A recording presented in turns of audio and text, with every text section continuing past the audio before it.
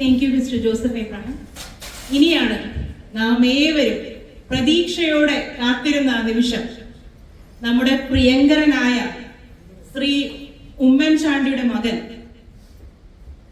കേരള രാഷ്ട്രീയത്തിലെ യുവ നേതാവ്, ഇക്കഴിഞ്ഞ ബ്രിക്സ് ഉച്ചകോടിയിൽ ഇന്ത്യയെ ഒരു ഇന്റർനാഷണൽ തലത്തിൽ പ്രതിനിധീകരിച്ച് നമ്മളെ പ്രൗഡാക്കിയ ആ ഒരു വ്യക്തി പുതുപ്പള്ളി മണ്ഡലത്തിൽ ഏതൊരാവശ്യമുണ്ടെങ്കിലും നാം കാണുന്ന ഒരു മുഖമാണ് ശ്രീ ചാണ്ടി ഉമ്മൻ MLA, അല്ലേ? ഒരു കൈയടി കൊടുക്കാം. ഈ ചാണ്ടി ഉമ്മൻ MLA ഇന്ന് നമുക്ക് ഇവിടെ ചീഫ് ഗസ്റ്റ് ആയി കിട്ടിയിരിക്കുന്നതിൽ ഒരുപാട് അഭിമാനമുണ്ട്, സന്തോഷമുണ്ട്. ഇനിയും ദൈർഘ്യപ്പിക്കാതെ ശ്രീ ചാണ്ടി ഉമ്മൻ MLA നമ്മുടെ ചീഫ് ഗസ്റ്റ് സ്പീച്ചിനായി ക്ഷണിച്ചുകൊള്ളുന്നു. വാസ്തി വേണ്ടാന്ന് പറയുമ്പോൾ ഇവിടുത്തെ ഗവൺമെന്റ് എന്തൊരു ആപത്ത്. അപ്പൊ എല്ലാവിധമായ കാരണം നിങ്ങളെല്ലാം വന്ന് ഇവിടെ മാറ്റിയിരുന്നു, പക്ഷെ നമ്മുടെ നാട് മാറുന്നില്ല. നമ്മുടെ നാട്ടിൽ ഈ ഒരു മാറ്റം അനിവാര്യമാണ്. കാരണം ന്യൂയോർക്ക് മാറി, ഞങ്ങളിപ്പോ സർവ്വ സമ്മേളനത്തിനായിരുന്നു പറഞ്ഞു, വത്തിക്കാനിൽ ചെന്ന് ഞങ്ങൾ സർവ്വ സമ്മേളനം നടത്തുന്നത് ആഗ്രഹിച്ചപ്പോൾ അവിടെ ഒരു മലയാളികളുണ്ട്, എല്ലായിടത്തും മലയാളികളുണ്ട് സഹായിക്കാനും. നമുക്ക് ശരിക്കും ആ പാടൊരു വിഷയം തോന്നി. ബ്രസീലിൽ ചെന്നപ്പോൾ ഒരു മലയാളിയെ കാണാൻ പറ്റി. ആരെങ്കിലും ബ്രസീലിലൊക്കെ പോകണം, ക്ലാസ് വേണ്ടെന്ന് പറയുമ്പോഴും. കാരണം ഒരു മലയാളി പോലും ഇല്ലാത്ത, സത്യം പറയും ഇത്രയും നാളെ ഞാൻ ഈ വിദേശ യാത്രകൾ പോയിട്ടും മലയാളി ഇല്ലാത്തൊരു സ്ഥലം ബ്രസീലിയെ മാത്രമേ ഞാൻ കണ്ടിട്ടുള്ളൂ. അവിടെ ഇന്ത്യക്കാരുണ്ട്, അംബാസിഡറും അങ്ങനെയുള്ളവരൊക്കെ അവിടെ കാണാൻ സാധിച്ചു. പക്ഷെ ഒരു മലയാളി പോലും ഇല്ലാന്ന് പറഞ്ഞപ്പോൾ എനിക്കൊരു അത്ഭുതം തോന്നി. ഏതായാലും അവിടെ ഒരു ഓപ്ഷൻ കൂടി ഞങ്ങൾക്ക് തരിക. അപ്പൊ എല്ലാവിധമായ ആശംസകൾ, അതുപോലെ പ്രത്യേകമായ നന്ദി. ഇത്രയൊരു ഷോർട്ട് നോട്ടീസിൽ ഒരു പരിപാടി വെച്ച് ഇവിടെ ഒരു സ്വീകരണം ഒരുക്കുന്നതിനുള്ള പ്രത്യേകമായ നന്ദി പറഞ്ഞുകൊണ്ട് ഞാൻ സമർപ്പിച്ചു. നമുക്ക് ബ്രസീലിലെ വിഷയങ്ങൾ അറിയാൻ പറ്റി. നമ്മൾ ഇനി ബ്രസീലിലേക്കും ചേക്കേറുന്നതായിരിക്കും ശ്രീ ചാണ്ടി ഉമ്മൻ MLA ഉപദേശം അനുസരിച്ച്. അതെ, വളരെ നല്ല വാക്കുകൾ അദ്ദേഹം പകർന്നു തന്നത്. അടുത്തതായിട്ട് it's time for the felicitation. ഒരു പ്രത്യേക അറിയിപ്പുണ്ട്. ഈ ഫെലിസിറ്റേഷന് ശേഷം ഒരു ക്വസ്റ്റ്യൻ ആൻസർ സെഷൻ ഞങ്ങൾ ഒരുക്കിയിട്ടുണ്ട്, ഒരു ഇന്ററാക്റ്റീവ് സെഷൻ വിത്ത് ശ്രീ ചാണ്ടി ഉമ്മൻ MLA. അതുകൊണ്ട് ഫെലിസിറ്റേഷന് ശേഷം എല്ലാവരും ദയവായി കാത്തിരിക്കുക. ആദ്യമായിട്ട് let me invite Honorable Stafford City Mayor Ken Matthew for the felicitation. Sir, please.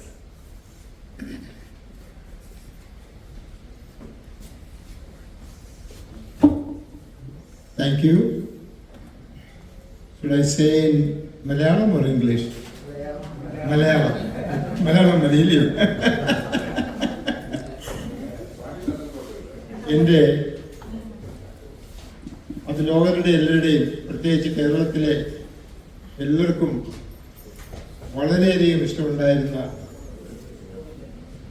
ഒരു നല്ല മനുഷ്യൻ, നേതാവ് ആയിരുന്ന ചാണ്ടി ഉമ്മൻ്റെ പിതാവ് ഉമ്മൻചാണ്ടി.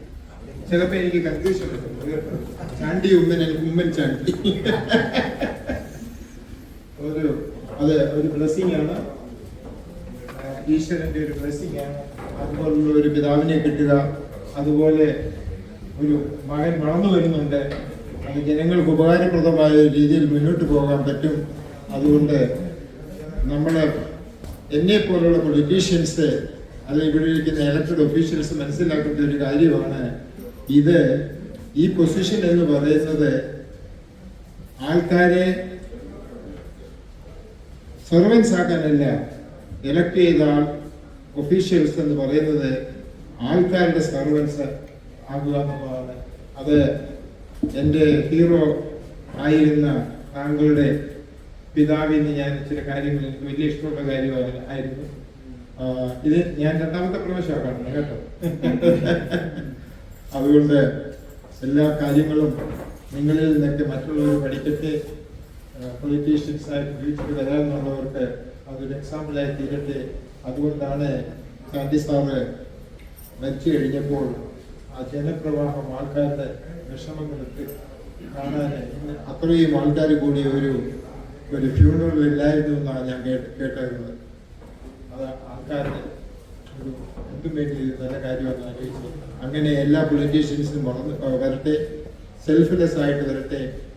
ജനങ്ങളുടെ പ്രതിനിധിയാണ്, അല്ല അവർ നമ്മുടെ പ്രതിനിധിയല്ല.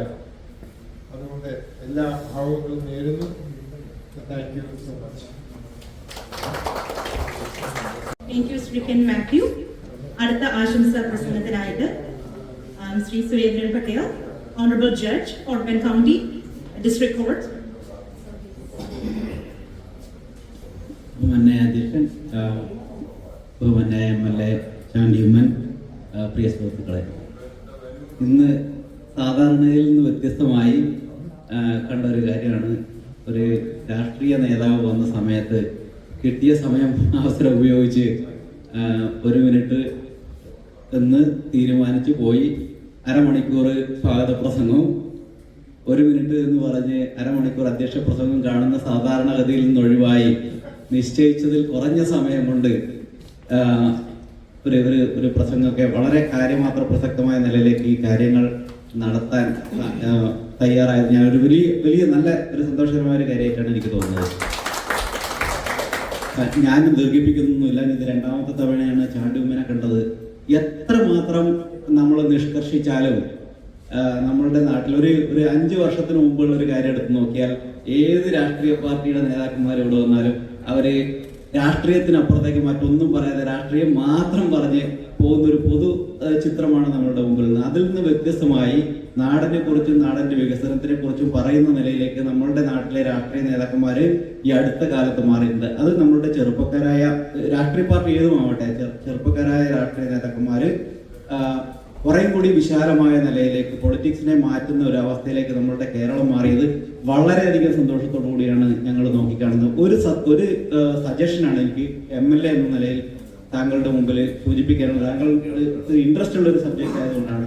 നമ്മുടെ നാട്ടിൽ സ്പോർട്സ് വളരണം എന്ന് ആഗ്രഹിക്കുന്ന ഒരു MLA ആയതുകൊണ്ട് തന്നെ ഇവിടെ ഇപ്പോൾ മിക്കവാറും എല്ലാ സ്കൂളിലും സ്റ്റേഡിയം ഉണ്ട്.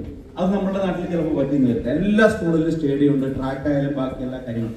അവർ ചെറിയൊരു ഫെസിലിറ്റി എങ്കിലും ഇപ്പൊ നമ്മുടെ നാട്ടിൽ ഏതെങ്കിലും ഒരു ഗവൺമെന്റ് സ്കൂളില്ല, കെട്ടിടം ഇല്ല എന്ന് വിചാരിച്ചാൽ ഗവൺമെന്റ് കൊടുക്കുന്ന നിലയിലേക്ക് കാര്യങ്ങൾ മാറിയിട്ടുണ്ട്. അപ്പോൾ അങ്ങനെ ഒരു സമ്പത്ത് ഏതെങ്കിലും വിധത്തിൽ കണ്ടുപിടിക്കാനും സ്കൂളിന്റെ വികസനം നടത്താനും ഗവൺമെന്റിനും രാഷ്ട്രീയ പാർട്ടികൾക്കും താല്പര്യമുണ്ട്. ആ താല്പര്യം ഒരു ചെറിയ നിലയിലേക്കുള്ള ഒരു സംവിധാനം സ്കൂളിനോടനുബന്ധിച്ച് തന്നെ ഉണ്ടാക്കാനുള്ള ഒരു ശ്രമം അടുത്ത ടേമിൽ നിങ്ങളുടെ പാർട്ടിയാണ് അധികാരത്തിൽ വരുന്നതെങ്കിൽ ഒരു മന്ത്രിയാവാൻ സാധ്യതയുള്ള ഒരാളായിട്ടാണ് ഞങ്ങളൊക്കെ കാണുന്നത്. അപ്പോൾ ഈ ഒരു ഇനിഷ്യേറ്റീവ് ഭരണം കിട്ടിയാലും ഇല്ലെങ്കിലും ചെറുപ്പക്കാരായ MLA-മാരെ നമ്മളുടെ സ്കൂളിൽ തന്നെ ഇത് തുടരാനുള്ള ഒരു സാഹചര്യം ഒരുക്കുന്ന നിലയിലേക്ക് ഒരു ഇനിഷ്യേറ്റീവ് കൊണ്ടുവരാൻ പറ്റിയാൽ താങ്കളുടെ ആഗ്രഹം പോലെ തന്നെ നമ്മളുടെ ഒരു ചെറിയ സമീപ ഭാവിയിൽ കേരളത്തിൽ നിന്ന് ഒരുപാട് മുത്തുകൾ വളരുമെന്ന ഒരു കാഴ്ചപ്പാടാണ് എനിക്കുള്ളത്. ഉഷ വന്നത് ഒരു ഫെസിലിറ്റി ഇല്ലാതെയാണ്, MN വിജയൻ വന്നത് ഒരു ഫെസിലിറ്റി ഇല്ലാതെയാണ്. അപ്പോൾ നമുക്ക് കുറച്ചും കൂടി ഒരു ഫെസിലിറ്റി ഉണ്ടായിരുന്നെങ്കിൽ അപ്പോൾ അതിനുള്ള ഒരു ഇനിഷ്യേറ്റീവ് താങ്കളുടെ ഭാഗത്ത് നിന്ന് ഉണ്ടാവണം. നിങ്ങളുടെ ഒരു കൂടുതൽ ഉയർച്ചയിൽ നിങ്ങൾ പോലെയുള്ള പൊളിറ്റീഷ്യൻസിന്റെ കൂടുതൽ ഉയർച്ചയിൽ ആത്മാർത്ഥമായി ആഗ്രഹിക്കുകയും സന്തോഷിക്കുന്നതിന് ഒരു വിഭാഗമാണ് പ്രവാസികൾ. എല്ലാവിധ ആശംസകളും. Thank you. Thank you, Sri Sudhindran Patel. Next, may I invite Julie Matthew, Honorable.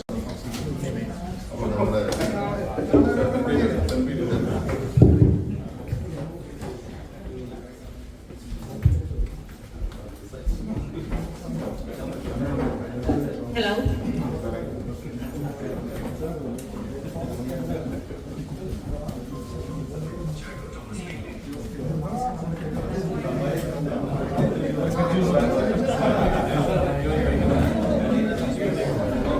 Yeah.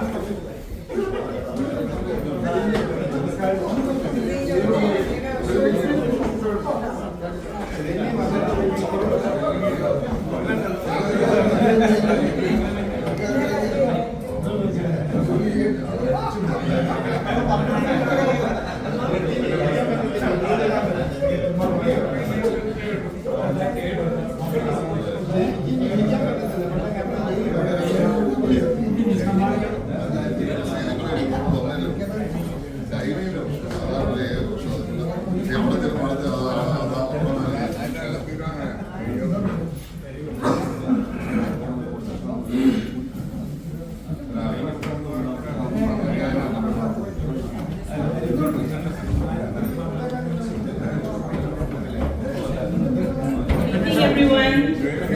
Shri Chandy ഉമ്മനമ്മലെ ഇവിടെ എത്തിയിട്ടുണ്ട്.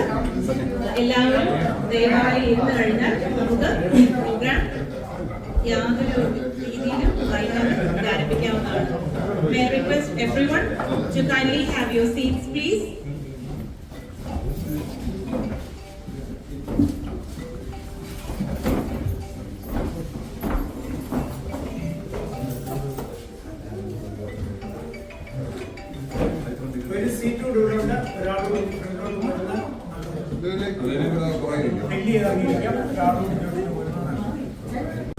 രണ്ട് സീറ്റ്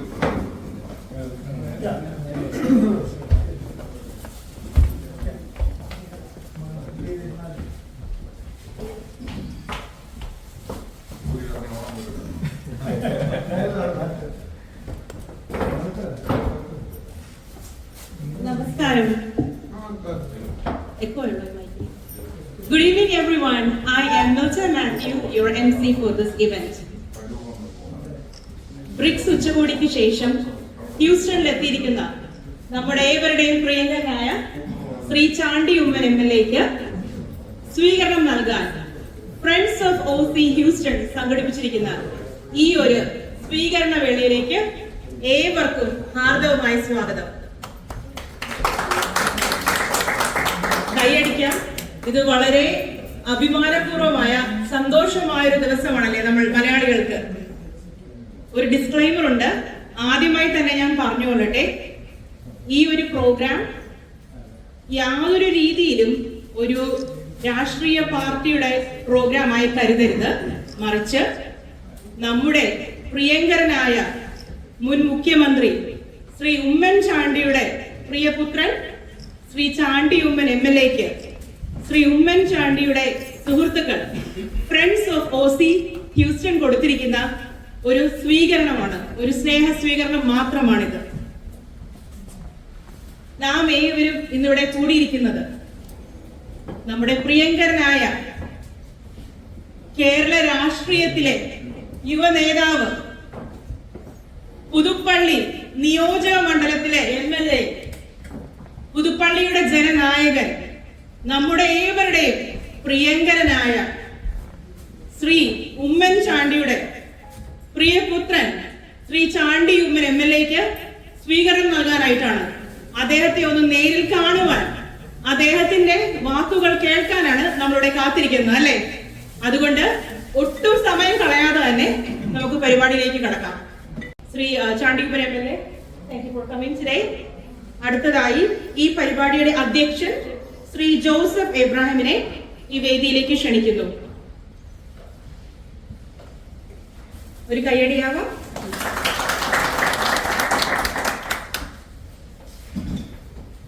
ഏതൊരു നല്ല ചടങ്ങും തുടങ്ങുന്നത് ഈശ്വര പ്രാർത്ഥനയോടെയാണ്, അല്ലേ? May I request everyone to kindly raise from your seat for a moment of silent prayer.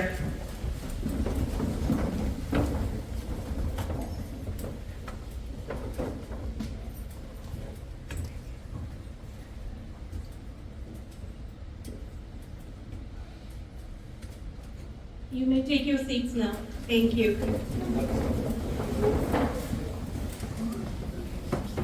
അടുത്തതായി സ്വാഗത പ്രസംഗമാണ്.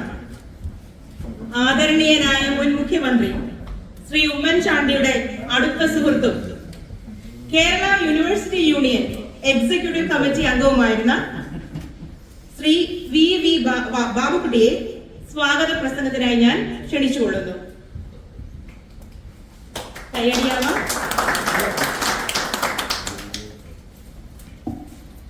ബഹുമാനപ്പെട്ട അധ്യക്ഷൻ ശ്രീ ചാണ്ടി ഉമ്മൻ, ബഹുമാനപ്പെട്ട സുഹൃത്തുക്കളെ, ചാണ്ടി ഉമ്മന് വലിയ ഇൻട്രൊഡക്ഷൻ ഒന്നും ആവശ്യമില്ല.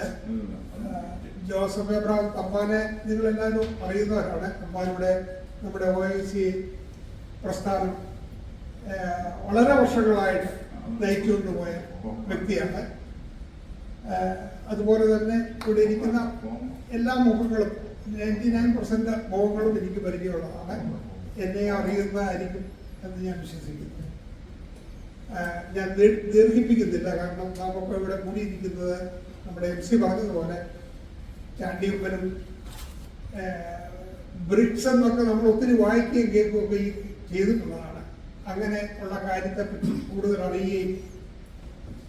അറിയാനായിട്ടും പിന്നെ അതുപോലെ തന്നെ നമുക്ക് അദ്ദേഹത്തോട് ചോദിക്കാനായിട്ടുള്ള അവസരവും ഇതിൻ്റെ ഓർഗനൈസേഷൻ ഒരുക്കിയിട്ടുണ്ട്. അപ്പോൾ അതുകൊണ്ട് ആ കാര്യങ്ങൾക്ക് സമയം മാറ്റിവെച്ചുകൊണ്ട് ഞാൻ പെട്ടെന്ന് എൻ്റെ കടമയിലേക്ക് കിടക്കുകയാണ്. ബ്രിക്സിൻ്റെ സമ്മേളനത്തിന് പോയി തിരിച്ച് ഇതിലെ വരുമെന്നും ഇവിടെ നമ്മളെയൊക്കെ കാണാനായിട്ട് ചാണ്ടിയപ്പൻ താല്പര്യം പ്രകടിപ്പിക്കുകയും ചെയ്തു. അദ്ദേഹത്തിനോട് ഞാൻ നന്ദി അറിയിക്കുന്നു. അതുപോലെ തന്നെ ഈ മീറ്റിലേക്ക് അദ്ദേഹത്തെ സ്വാഗതം ചെയ്യുന്നു. നമ്മുടെ പ്രസിഡന്റിന്റെ കാര്യം ഞാൻ നേരത്തെ പറഞ്ഞല്ലോ, അദ്ദേഹത്തെയും ഒഫീഷ്യലായി സ്വാഗതം ചെയ്യുന്നു. ഇവിടെ വന്നിരിക്കുന്ന എല്ലാവരെയും സ്നേഹത്തോടും ആദരവോടും കൂടെ സ്വാഗതം ചെയ്തുകൊണ്ട് ഞാൻ എന്റെ വാക്കുകൾ thank you mister V Pappady. അടുത്തതായി അധ്യക്ഷ പ്രസംഗം ആദരണീയനായ മുൻ മുഖ്യമന്ത്രി ശ്രീ ഉമ്മൻചാണ്ടിയുടെ സഹപാഠിയും Indian overseas Congress IOC Texas ചാപ്റ്ററിന്റെ മുൻ പ്രസിഡന്റുമായിരുന്ന ശ്രീ ജോസഫ് എബ്രാഹിമിനെ അധ്യക്ഷ പ്രസംഗത്തിനായി ഞാൻ ക്ഷണിച്ചുകൊള്ളുന്നു.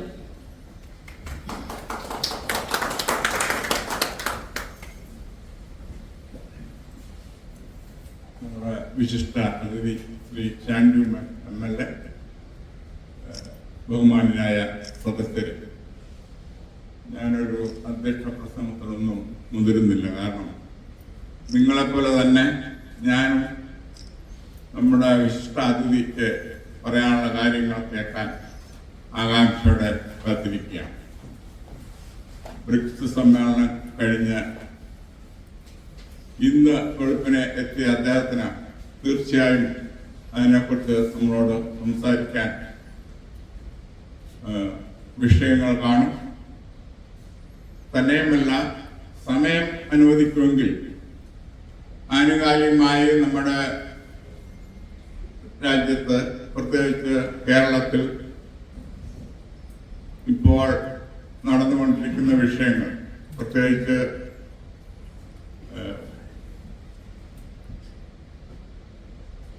GST പരിഷ്കരണം കൊണ്ട് കേരളത്തിന് ഗുണമാണോ അതോ ദോഷമാണോ, എന്താണ് സംഭവിക്കുന്നത്?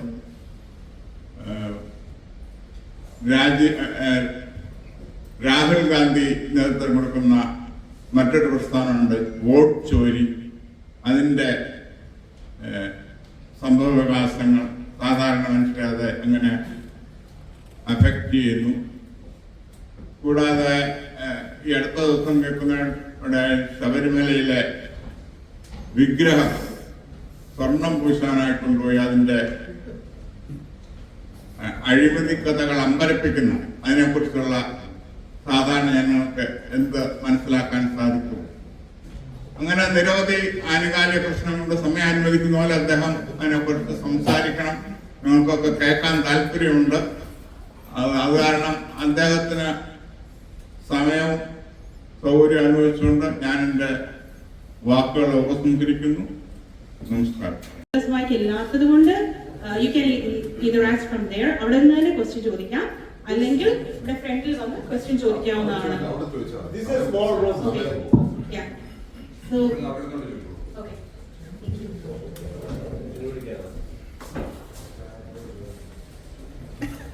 ചോദ്യമില്ല.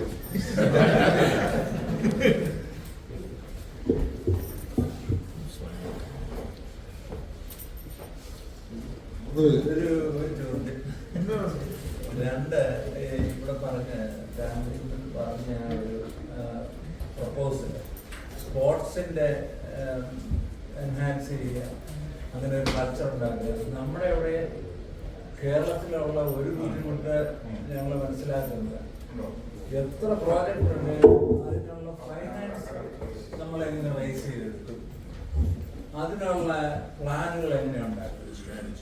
മണി ഇല്ലാതെ ഒരു പ്രോജക്റ്റ് അവിടെ നടക്കുകയില്ല. സ്റ്റേഡിയങ്ങൾ ഉണ്ടാക്കുക, അതെങ്ങനെ ഇന്റേണലായിട്ട് നമുക്ക് റേസ് ചെയ്യാൻ പറ്റും, അല്ലെങ്കിൽ മറ്റേത് രീതിയിൽ ഉള്ള ഒരു പ്ലാനിങ് അത് ഇംപ്ലിമെന്റ് ചെയ്യാനായിട്ട് സാധിക്കും. ഇത്രയും ആൾക്കാരെ വിളിച്ചു കൂട്ടി ഈ പരിപാടി പറയാനുള്ള കാരണം എന്തായിരിക്കും വിചാരിക്കുന്നത്? ഞാൻ വെറുതെ പറഞ്ഞല്ല, നിങ്ങളിലാണ് എന്റെ പ്രതീക്ഷ. കാരണം നിങ്ങൾക്ക് സാധിക്കാത്ത ഒന്നുമില്ല. ഞാനിപ്പോ ദുബായി പോയി ഇത് ഷെയർ ചെയ്തപ്പോ എന്റെ അടുത്ത് ഒരാള് 7 ഏക്കർ ഇങ്ങോട്ട് എന്റെ മണ്ഡലത്തിൽ പുതുപ്പള്ളിയിൽ തന്നെ 7 ഏക്കറില് 18 വരുമെന്ന് പറഞ്ഞപ്പോ ഞാനിവിടെ ഭയങ്കരമില്ലാതായി. എന്റെ അടുത്ത് പറഞ്ഞു 7 ഏക്കർ സ്ഥലം അവര് ഡെവലപ്പ് ചെയ്യാൻ റെഡിയായിട്ട് വന്ന് അവര് ഫുൾ ഫോഴ്സിൽ അത് തുടങ്ങാനിരിക്കുകയാണ്. അപ്പൊ ഞാൻ ഈ ഐഡിയ ഷെയർ ചെയ്ത് നിങ്ങളുടെ ആ പ്രതീക്ഷ, കാരണം നിങ്ങൾക്ക് ചെയ്യാൻ സാധിക്കും. പ്രവാസികളാണ് കേരളത്തിന്റെ ഇന്ത്യയുടെ ശക്തി. അപ്പൊ പ്രവാസികൾ ഒരു ഐഡിയ ഞാൻ പങ്കുവെച്ചപ്പോൾ ഒരാൾ എന്റെ അടുത്ത് വന്ന് 7 ഏക്കർ ഡെവലപ്പ് ചെയ്യാമെന്നും അവിടെ സ്പോർട്ടിംഗ് സെന്റർ ആക്കാമെന്നും ഏതൊക്കെ സ്പോർട്സ് വേണമെന്ന് എന്നോട് ചോദിക്കുക. അതേ കാര്യം ഞാൻ മറ്റൊരാളത്ത് ഷെയർ ചെയ്തപ്പോ ആ ഷെയർ ചെയ്ത വ്യക്തി അവരുടെ ഗവൺമെന്റിന്റെ സപ്പോർട്ട് എനിക്ക് തരാമെന്ന് പറഞ്ഞിരിക്കുക.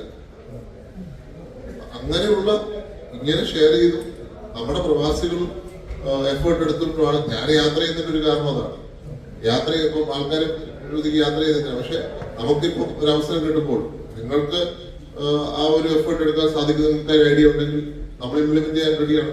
ഞാനൊരു ഓഫർ ചെയ്യാൻ തരാം. 1 ഏക്കർ സ്ഥലം. ഞാൻ പല രാജ്യങ്ങളിലും പോയി, പല രാജ്യത്തും പോയി ഞാൻ ഓഫർ ചെയ്തു. ഒരാൾ ഏറ്റെടുത്തിട്ടില്ല, ഹോമ പോലും ഏറ്റെടുത്തു. 1 ഏക്കർ സ്ഥലം കൊടുക്കാം, അവിടെ എന്തെങ്കിലും ഡെവലപ്മെന്റ് ചെയ്യാൻ റെഡിയാവുമെന്ന് ചോദിച്ചിട്ട് ഇതുവരെ എനിക്ക് വലിയൊരു വിഷമമാണ്. ഒരാൾ റെസ്പോണ്ട് ചെയ്തിട്ടില്ല.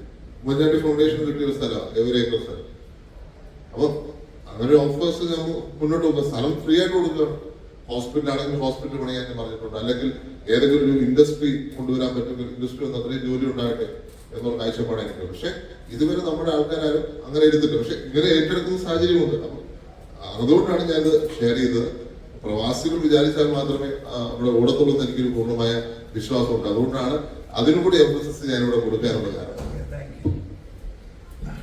ഒരു ചെറിയ ചോദ്യമുണ്ട്. ഞാൻ ഉമ്മൻചാണ്ടി സാറിന്റെ നല്ല പരിപാടിയിൽ പങ്കെടുത്തിട്ടുള്ളതാണ്.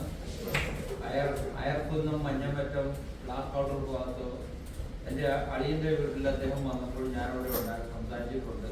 അവിടെ നല്ല പരിപാടിയിൽ പങ്കെടുത്തു. ന്യൂയോർക്കിൽ വെച്ച് എൻ്റെ വീട്ടിലും വന്നിട്ടുണ്ട് ഉമ്മൻചാണ്ടി സാറ് കോൺഗ്രസ്സുകാരുടെ കൂടെ. എനിക്ക് ചോദിക്കാനുള്ളത്, സാറ് ഒരു മുഖ്യമന്ത്രി ആയാൽ, ഒരു അവസരം കിട്ടിയാൽ ഈ പ്രവാസികൾക്ക് വേണ്ടി എന്ത് ചെയ്യും? പ്രവാസികൾ ഞങ്ങളിവിടെ ഒത്തിരി പേര് കഷ്ടപ്പെട്ട് നടക്കുന്നുണ്ട്. നാട്ടിൽ വന്നാലും അവിടെ പ്രശ്നമാണ്. അവിടെ ഞങ്ങളുടെ പല പ്രോപ്പർട്ടികളൊക്കെ മറ്റുള്ള കൈകാര്യം ചെയ്തുകൊണ്ടിരിക്കുകയാണ്. ഞങ്ങൾക്ക് വേണ്ടി എന്ത് ചെയ്യാൻ പ്രവാസികൾക്ക്? അല്ല, ആ ക്വസ്റ്റ്യൻ ഹൈപ്പോത്തറ്റിക്കൽ ആയിട്ട് എനിക്കൊന്നും അതിന് പറയാൻ പറ്റില്ല. മാത്രമല്ല ഒരാൾ അനുഭവിച്ചുകൊണ്ട് എനിക്ക് ഇതിന് താല്പര്യമില്ല.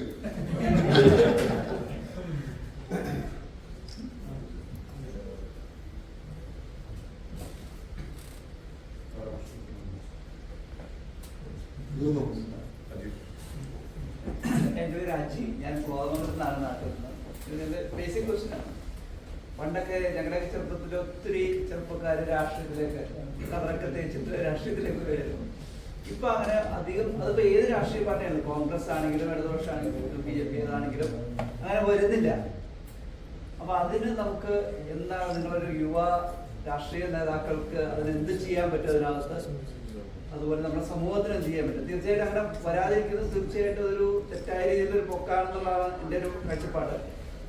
കാരണം ഇപ്പോൾ എല്ലാവരും കൂടുതൽ ജോലി, പിന്നെ അതിന്റെ കൂടെ പാരലായിട്ട് രാഷ്ട്രീയം കൊണ്ടുപോകുന്ന ആൾക്കാരാണ്. അപ്പം അതിന് എങ്ങനെ പ്രൊമോട്ട് ചെയ്യാൻ പറ്റും എന്നുള്ളതാണ് എനിക്ക് തോന്നുന്നു. എന്റെ ജനറേഷൻ തൊട്ട്, എന്റെ ജനറേഷൻ ഞാൻ കണ്ടൊരു കാര്യം, എന്റെ സ്കൂളിൽ ഒരാൾ പോലും പൊളിറ്റിക്സ് താല്പര്യമുള്ളതായിട്ട് പറഞ്ഞാൽ എനിക്ക് ഓർമ്മയില്ല. ഞാനൊഴിച്ചു എന്റെ സ്കൂളിൽ. അപ്പൊ അത്രയും കുട്ടികൾ പഠിക്കുന്ന അനുഭവം എന്റെ ക്ലാസ്സിൽ നിന്നൊക്കെ 50 കുട്ടികൾ പഠിക്കുന്നിടത്ത് ഞാൻ മാത്രമാണ് ഇൻട്രസ്റ്റ് പറഞ്ഞത്. ആ സ്കൂളിൽ എന്റെ ഓർമ്മയിൽ ആരും പൊളിറ്റിക്സിൽ വന്നിട്ടുമില്ല, ആരും ഇൻട്രസ്റ്റ് ഉണ്ടെന്ന് പറഞ്ഞു കേട്ടിട്ടുമില്ല. അതിനു മുമ്പുള്ള തലമുറ അങ്ങനെ തന്നെയാണ്. പക്ഷെ എന്റെ ഒരു തലമുറയിൽ ഞാൻ കണ്ടിട്ടുള്ളത് അങ്ങനെയാണ്. മാത്രമല്ല നിങ്ങളെല്ലാം ഇവിടെ വരികയും ചെയ്തു. നല്ല രാഷ്ട്രീയക്കാരാൻ പറ്റുന്ന മല്ലുപടി ഇരിപ്പുണ്ട്. എല്ലാരും ഇങ്ങോട്ട് വരികയും ചെയ്യണം. കാരണം ഇപ്പൊ ഞാൻ പ്രവാസികൾ വേണ്ട എന്ന് പറയാനുള്ള കാരണം ലീഡേഴ്സിന്റെ അഭാവം തന്നെയാണ്. ഇപ്പം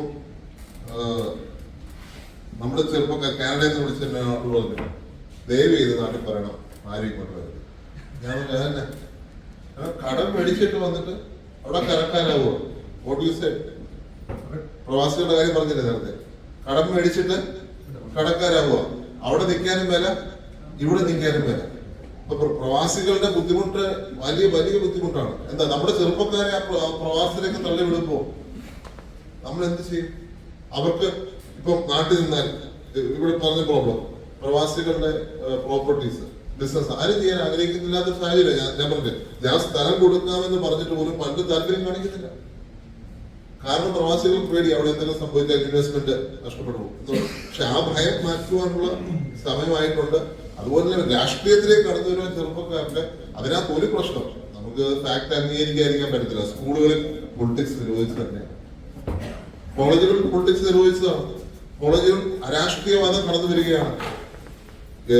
എന്താ പറയാ, വർഗീയത കടന്നു വരിക. ഒരു സമയത്ത് പൊളിറ്റിക്സിൽ ഫോക്കസ് ചെയ്തിരുന്ന കോളേജുകൾ അല്ലെങ്കിൽ സ്കൂളുകൾ ഇപ്പം മതത്തിന്റെ പേരിൽ, ജാതിയുടെ പേരിൽ വേർതിരിയപ്പെടുകയാണ്. അല്ലെങ്കിൽ അരാഷ്ട്രീയവാദികൾ വരിക, അല്ലെങ്കിൽ രാഷ്ട്രീയത്തിൽ ഇൻട്രസ്റ്റ് ഇല്ലാത്തവരൊക്കെ വരിക. അപ്പൊ അങ്ങനെ ഒരു ഫാക്ട് കൂടി ഉണ്ട്. അപ്പൊ അവിടെയാണ് ഇച്ചൂടൊരു പൊളിറ്റിക്കൽ ഓറിയന്റഡ് ആയിട്ടുള്ള ചെറുപ്പക്കാരെ വളർത്തിക്കൊണ്ടുവരുവാൻ രാഷ്ട്രീയക്കാരെ ശ്രമിക്കേണ്ടത്. അതുപോലെ തന്നെ നമ്മുടെ നാട്ടിൽ ഒരു വികസനത്തിന്റെ ഒരു എന്താ പറയുക, രാഷ്ട്രീയം വളർത്തിക്കൊണ്ടുവരാൻ ശ്രമിക്കും. ആര് ഭരിച്ചാലും അവിടെയാണ് ഒരു ഇൻട്രസ്റ്റ് ഡെവലപ്പ് ചെയ്യാൻ സാധിക്കും. ആര് ഭരിച്ചാലും രാജ്യത്തിന്റെ അല്ലെങ്കിൽ സംസ്ഥാനത്തിന്റെ ബെനിഫിറ്റ് പങ്കുവയ്ക്കുക, അല്ലെങ്കിൽ കൂടുതൽ പ്രാധാന്യം കൊടുക്കുക. ഇത് ഒരാൾ ഭരിക്കുമ്പോൾ മറ്റൊരാൾ എതിർക്കുകയും ഒന്നും നടക്കാതിരിക്കുകയും ചെയ്യുമ്പോൾ നമ്മുടെ നാടിന്റെ വികസനം പുറകോട്ടാകുന്നത്. നമ്മൾ കേരളം എവിടെ എത്തണ്ടേ? നമ്മളാണ് ഫസ്റ്റ് IT പാർക്ക് തുടങ്ങിയത്. IT പാർക്ക് തുടങ്ങി നമ്മളിപ്പോ എവിടെ എത്തി? ബാക്കിയുള്ള സ്റ്റേറ്റുമായിട്ട് കമ്പയർ ചെയ്യും. 1 lakh crores ആണ് ബാംഗ്ലൂരിന്റെയും ഹൈദരാബാദിന്റെയും ഒക്കെ IT രംഗം. നമ്മുടെ നാടോ? അതുകൊണ്ട് നമുക്ക് വേണ്ടത് ഒരു മ്യൂച്വൽ അണ്ടർസ്റ്റാൻഡിംഗ് ആണ്. പൊളിറ്റിക്സിനപ്പുറം നാടിന്റെ വികസനം ഉറപ്പാക്കണം. നമ്മുടെ നാട്ടിൽ ചെറുപ്പക്കാർ നിൽക്കണം. ആ ചെറുപ്പക്കാർക്ക് രാഷ്ട്രീയത്തിൽ ഇൻട്രസ്റ്റ് ഉണ്ടാവണമെങ്കിൽ രാഷ്ട്രീയം അതനുസരിച്ച് മാറേണ്ടതുണ്ട്. അതിനുവേണ്ടി രാഷ്ട്രീയ പ്രവർത്തകർ ശ്രമിക്കണം. അതുപോലെ തന്നെ സ്കൂൾ മുതൽ അതിനൊരു അവയർനെസ് കൊടുക്കുന്നതിന് ഒരു തെറ്റുമില്ല. സ്കൂൾ രംഗത്ത് രാഷ്ട്രീയമാവുന്നതിന് ഒരു തെറ്റുമില്ല എന്നുള്ള കാഴ്ചപ്പാട് എനിക്കുള്ളത്. അതായിരിക്കും ഒരു സൊല്യൂഷൻ. ഒരു പോയിന്റ് കൂടി, നമ്മള് പ്രവാസം എന്ന് പറയുന്നത് ഗ്ലോബലൈസ്ഡ് എക്കണോമിയില് ഇപ്പൊ നമ്മൾ പണ്ട് ബാംഗ്ലൂർക്ക് പോകുന്ന ഒരു ലാഭമേ ഉള്ളൂ ഇപ്പൊ US-നോ അല്ലെങ്കിൽ UK പോയി പഠിക്കുന്നതിന് വേണ്ടിയിട്ട്. സോ കുട്ടികൾ പോയി പഠിക്കുക, തിരിച്ച് കേരളത്തിലേക്ക് വരിക, അങ്ങനത്തെ ഒരു ഇതോ അല്ലെങ്കിൽ ജോലി ചെയ്യുക, തിരിച്ച് കേരളത്തിൽ വരിക, ആ ഒരു അറ്റ്മോസ്ഫിയർ കൂടുതൽ ഉണ്ടാക്കിയെടുക്കുക എന്നുള്ളതാണ്. മനസ്സിലായി. പക്ഷെ പ്രവാസം എന്ന് പറയുമ്പോൾ ശരിക്കും അതാണോ നടക്കണേ? നല്ലൊരു ജോലിയാണെങ്കിൽ ഞാൻ നോ പറയില്ല. നല്ലൊരു എഡ്യൂക്കേഷൻ ഓപ്പർച്യൂണിറ്റി ആണെങ്കിൽ ഞാൻ നോ പറയുന്നില്ല. കാരണം ഞാൻ പറഞ്ഞില്ലേ, നമ്മുടെ സ്കില്ലിൽ പോയപ്പോൾ നമുക്കൊരാളെ കാണാൻ സാധിച്ചില്ല, അല്ലെങ്കിൽ നമ്മുടെ ഒരാള് ഹൈ പ്ലേസിൽ നിൽക്കുന്നത് വളരെ സന്തോഷമുള്ള കാര്യമാണ്. പക്ഷേ പ്രശ്നം എന്താ? തട്ടിപ്പ് പറ്റുക. പല ചെറുപ്പക്കാർക്കും അവർക്ക് പ്രവാസത്തിലേക്ക് പോയി കാശുണ്ടാക്കണമെന്നുള്ള ആഗ്രഹത്തിൽ തട്ടിപ്പിൽ പെടുകയാണ്. ആൾക്കാരെ എത്ര പേരെന്നെ വിളിക്കുന്നു, ആഴ്ചയിൽ 1-2 കേസുകൾ എൻ്റെ അടുത്ത് വരാറുണ്ട്. ഇന്ന കമ്പനി കാശ് മേടിച്ചു, വിദേശത്തേക്ക് വിടാന്ന് പറഞ്ഞു, കാശ് തരുന്നില്ല, വിദേശമില്ല. അത് ഞാൻ പറയുന്നത് നമ്മുടെ നാട്ടിൽ വികസനം ഉണ്ടായിരുന്നെങ്കിൽ, ഡെവലപ്മെന്റ് ഉണ്ടായിരുന്നെങ്കിൽ, നമ്മുടെ നാട്ടിൽ തലയുയർത്തി ജീവിക്കാനുള്ള സാഹചര്യം ഉണ്ടായിരുന്നെങ്കിൽ ഇപ്പൊ നഴ്സുമാർക്ക് ഇവിടെ കിട്ടുന്ന റേറ്റ് ആണോ അവിടെ സാലറി കിട്ടുന്നത്? ഞാൻ പറയാം, അങ്ങനെയുള്ള കാര്യങ്ങൾ നമ്മൾ മാറാൻ സമയമായി. പക്ഷെ അവിടെ ഒരു സാഹചര്യം ഇല്ല എന്നുള്ളതാണ് എന്റെ യാഥാർത്ഥ്യം. അപ്പം കേരളത്തിൽ തന്നെ സാഹചര്യം ഒരുക്കണം.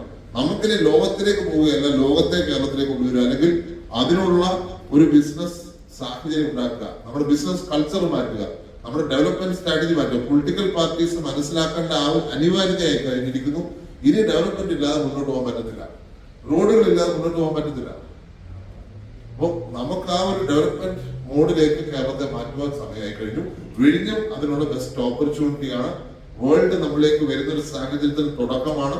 അതിനെ നമ്മൾ നന്നായിട്ട് ഉപയോഗിച്ചാൽ നമുക്ക് നമ്മുടെ ചെറുപ്പക്കാരെ ഇവിടുത്തെ അവർ പൊയ്ക്കോട്ടെ, വിദേശത്ത് പോയി നല്ല പഠനം ഉണ്ടെങ്കിൽ പോയി പഠിച്ചിട്ട് തിരിച്ചു വരട്ടെ, അല്ലെങ്കിൽ പഠിച്ച് അവിടെ തന്നെ ആയിക്കോട്ടെ. പക്ഷെ അബദ്ധത്തിൽ പെടുവാൻ, ചതിയിൽ പെടുവാൻ പാടില്ല എന്നുള്ളതാണ്.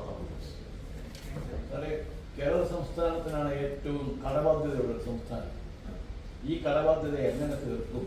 അങ്ങനെ ഏതായാലും കടം മേടിച്ചവർക്ക് എപ്പോഴായാലും തിരിച്ചു കൊടുക്കണം. ഇത് ഇതിന്റെ സംവിധാനം എന്താണ്? അല്ല, കടം സർക്കാരിന്റെ കടം വലിയൊരു ബാധ്യതയായിട്ട് തന്നെ നിൽക്കുന്നതാണ്. കഴിഞ്ഞ ഒരു 10 വർഷം കൊണ്ട് ഇരട്ടിയായിട്ടുണ്ട്. അടുത്ത കാലത്തൊന്നും തീർക്കാനുള്ള സാഹചര്യം ഇപ്പൊ കേരളത്തിൽ ഇല്ല എന്നുള്ളതാണ്. സാറേ, കേരളം ഇന്ത്യയിലെ എല്ലാ സ്റ്റേറ്റുകളിലും ഇൻഡസ്ട്രീസ് പുതിയതായിട്ട് ഇഷ്ടംപോലെ വരുന്നതാണ്. ലൈക്ക് പെട്രോകെമിക്കൽ, റിഫൈനറീസ്, പുതിയ വലിയ പമ്പുകൾ. ഫോർ എക്സാമ്പിൾ നയരാൻ പറഞ്ഞ് അവിടെ ഇവിടെയെല്ലാം ഓരോ പെട്രോൾ പമ്പ്, അത് റഷ്യയുടെയാണ്. നമ്മുടെ കേരളത്തിലുള്ള എത്രയൊക്കെ അറിയാവുന്നതായിരിക്കും.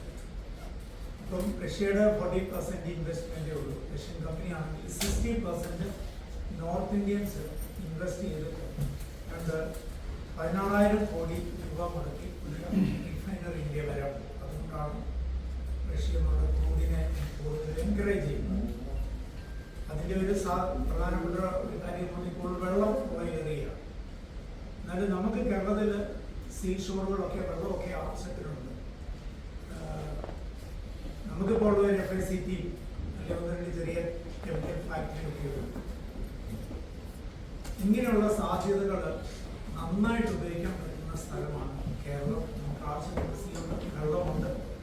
ഈ കേരളത്തിലുള്ള എഞ്ചിനീയേഴ്സൊക്കെ തന്നെയാണ് ഈ പറയുന്ന സാധനങ്ങളൊക്കെ ഈ പൊസിഷനിലിരിക്കുന്ന പലരും. എന്തുകൊണ്ടാണ് നമുക്ക് കാര്യങ്ങൾ എൻകറേജ് ചെയ്യാൻ ഗവൺമെന്റിന് കഴിയാത്തത്? ഒരു കെമിക്കൽ പ്ലാന്റ് ഒക്കെ വന്നു കഴിഞ്ഞാൽ പീപ്പിലെയും ക്രാക്കർ ആണെങ്കിലും അതിൽ നിന്നാണ് നമ്മൾ ഉപയോഗിക്കുന്ന ഡ്രസ്സും എല്ലാം പ്ലാസ്റ്റിക്കും ഗ്രാനുവൽസും ഇത് മുഴുവൻ നമ്മൾ സൗദിയിൽ നിന്നും കുവൈറ്റിൽ നിന്നും സാബിക്കിൽ നിന്നും കുവൈറ്റ് കുവൈറ്റിൽ നിന്നും ഒക്കെ നമ്മൾ ഇത് മേടിക്കുകയാണ്. എന്നാൽ ഇത് കൊണ്ടുവന്ന് നമ്മുടെ ഈ ക്രൂഡ് കൊണ്ടുവന്ന് റിഫൈൻ ചെയ്ത് ഇത് നമ്മൾ തന്നെ ഉണ്ടാക്കി കഴിഞ്ഞാൽ ഒരു ആവറേജ് ഒരു 3,000 ആൾക്കാർക്ക് ജോലി, അതുമായിട്ട് ബന്ധപ്പെട്ട ഈ വസ്ത്രവും മെഡിക്കലും എല്ലാം ഒത്തിരി കാര്യങ്ങളുണ്ട്. ഓടിച്ചാണെങ്കിൽ ഞാനിപ്പം എനിക്ക് 55 വയസ്സാകുന്നു. ഞാൻ ചെറുപ്പം മുതലേ കാണുന്ന ഈ പറയുന്ന ചെറിയ റിഫൈനറി കെമിക്കൽ പ്ലാന്റ് ഒക്കെയായിട്ടാണ് കേരളം. എന്തുകൊണ്ടാണ് ആ തരത്തിലേക്ക് നമുക്ക് നീങ്ങാൻ കഴിയാത്തത്? മറ്റ് സ്റ്റേറ്റുകളിലെല്ലാം ഇത് അധികമായിട്ട് എൻകറേജ് ചെയ്യുന്നു, ആൾക്കാർ ഇൻവെസ്റ്റ് ചെയ്യുന്നു. എന്നാൽ കേരളത്തിന്റെ കാര്യം പറയുമ്പോൾ പല കാര്യങ്ങൾ പറയും. അതിനുള്ള സാധ്യതകൾ ഈ വരും ദിവസങ്ങളിലൊക്കെ നന്നായിട്ട് വന്നു കഴിഞ്ഞാൽ ഈ കെമിക്കൽ പ്ലാന്റിലൊക്കെ ഒരു സീനിയർ എഞ്ചിനീയർ എന്ന് പറഞ്ഞാൽ ആവറേജ് 6 ലക്ഷം തൊട്ട് 10 ലക്ഷം രൂപ ഇന്ത്യ സാലറി മേടിക്കും. റിലയൻസിൽ ഒരു മാസം 27 ലക്ഷം രൂപ സാലറി മേടിക്കുന്നതാണ്. 27 ലക്ഷം ജാമനഗർ. 13 ലക്ഷം മേടിക്കുന്ന മലയാളിയുമുണ്ട് ഈ ജാമനഗറിലെ കെമിക്കൽ പ്ലാന്റ്. അപ്പം എൻ്റെ സാധ്യതകൾ അങ്ങനെയാണ്. എൻ്റെ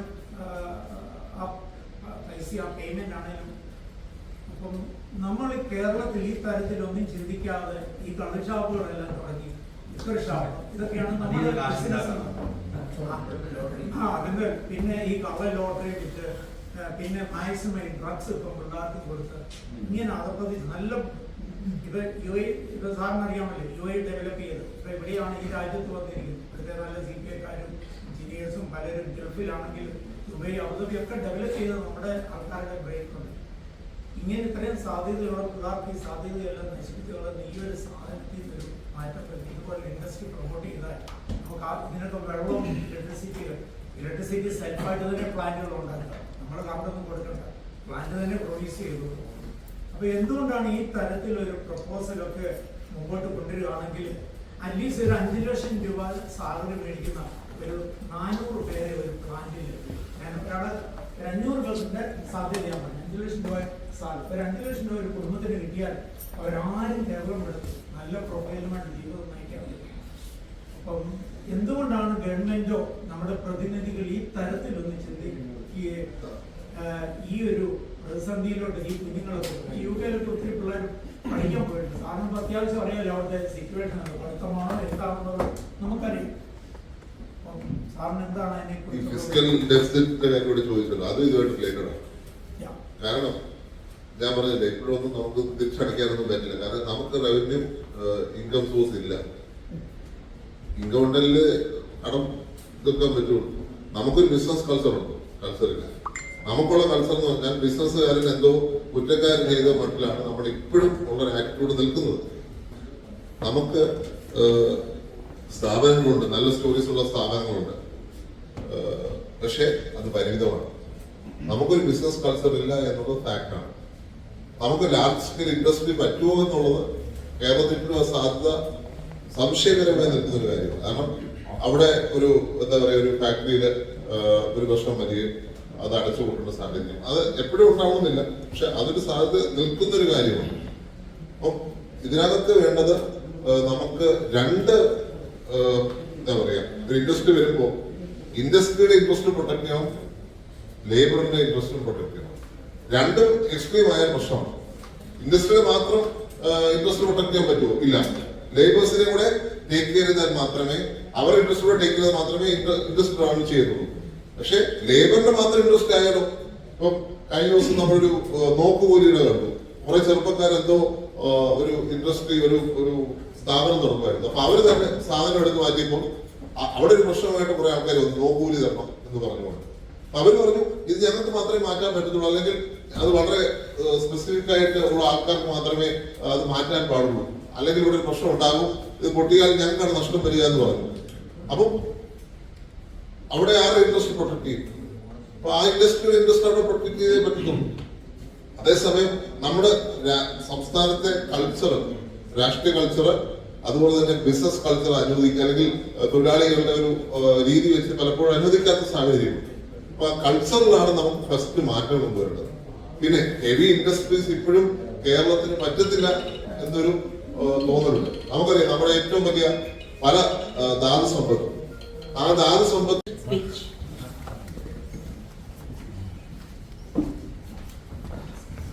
Good evening, respected MLA, as well as my fellow elected officials and friends. ഞാനൊരു വരുന്നതിന് മുമ്പേ തന്നെ ഒരാൾ എന്നോട് പറഞ്ഞു മലയാളത്തിലെ സംസാരിക്കണം. As most of you know, ഞാൻ കേരളം വിട്ടത് കൊച്ചിലെ വിട്ടു. എന്റെ exposure to നാട്ടിലെ politics എല്ലാം very little ആണ്. But our little exposure തന്നെ, I heard great things about your dad. And so it's fantastic to see that you're continuing that tradition in regard to your leadership, your strengths in listening to people, their struggles, and taking care of those in need. And I hope that you continue and that your legacy will be greater than your father's and that you will achieve great things. Whenever I go to Kerala, I notice how beautiful it is, but there's so much that can be done, and I hope that the new generation will come in and reinvigorate especially the natural beauty, the trash, figure out where to take care of those things, and I really appreciate what you have done so far. So thank you, and great meeting you for the very first time. Congratulations. Thank you judge Julie Mathew. അടുത്തതായി സ്വാഗത പ്രസംഗത്തിനായി ഞാൻ ക്ഷണിക്കുന്നു mister Baby Manakkunnil, president comma.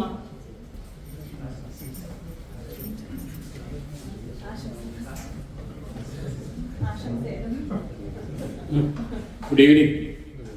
ഈ യോഗത്തിന്റെ അധ്യക്ഷൻ Joseph Abraham, നമ്മുടെ പ്രിയങ്കരനായ MLA ആൻഡ് ഹ്യൂമൻ, പ്രിയമുള്ള സുഹൃത്തുക്കളെ, നിങ്ങൾക്ക് എല്ലാവർക്കും അറിയാം ഈ മീറ്റിംഗ് വിളിച്ചുകൂട്ടാനായിട്ട് ബാബു കുട്ടിയും അതുപോലെ തന്നെ മനസ്സിനൊക്കെ 1-2 ദിവസം ഇതിനകത്ത് വിളിച്ചു കൂട്ടിയിട്ടുള്ളൂ അല്ലേ. കൂടുതലായിട്ട് ആൾക്കാരൊന്നും ബന്ധപ്പെടുത്തിയിട്ടില്ല. എങ്കിൽ ഈ ചെറിയ സമയം കൊണ്ട് ഇത്രയും പേര് ഈ മീറ്റിങ്ങിന് വന്നത് എന്തുകൊണ്ടാണ് ഞങ്ങൾ ആർക്കൊന്നും പറയാൻ പറ്റുമോ?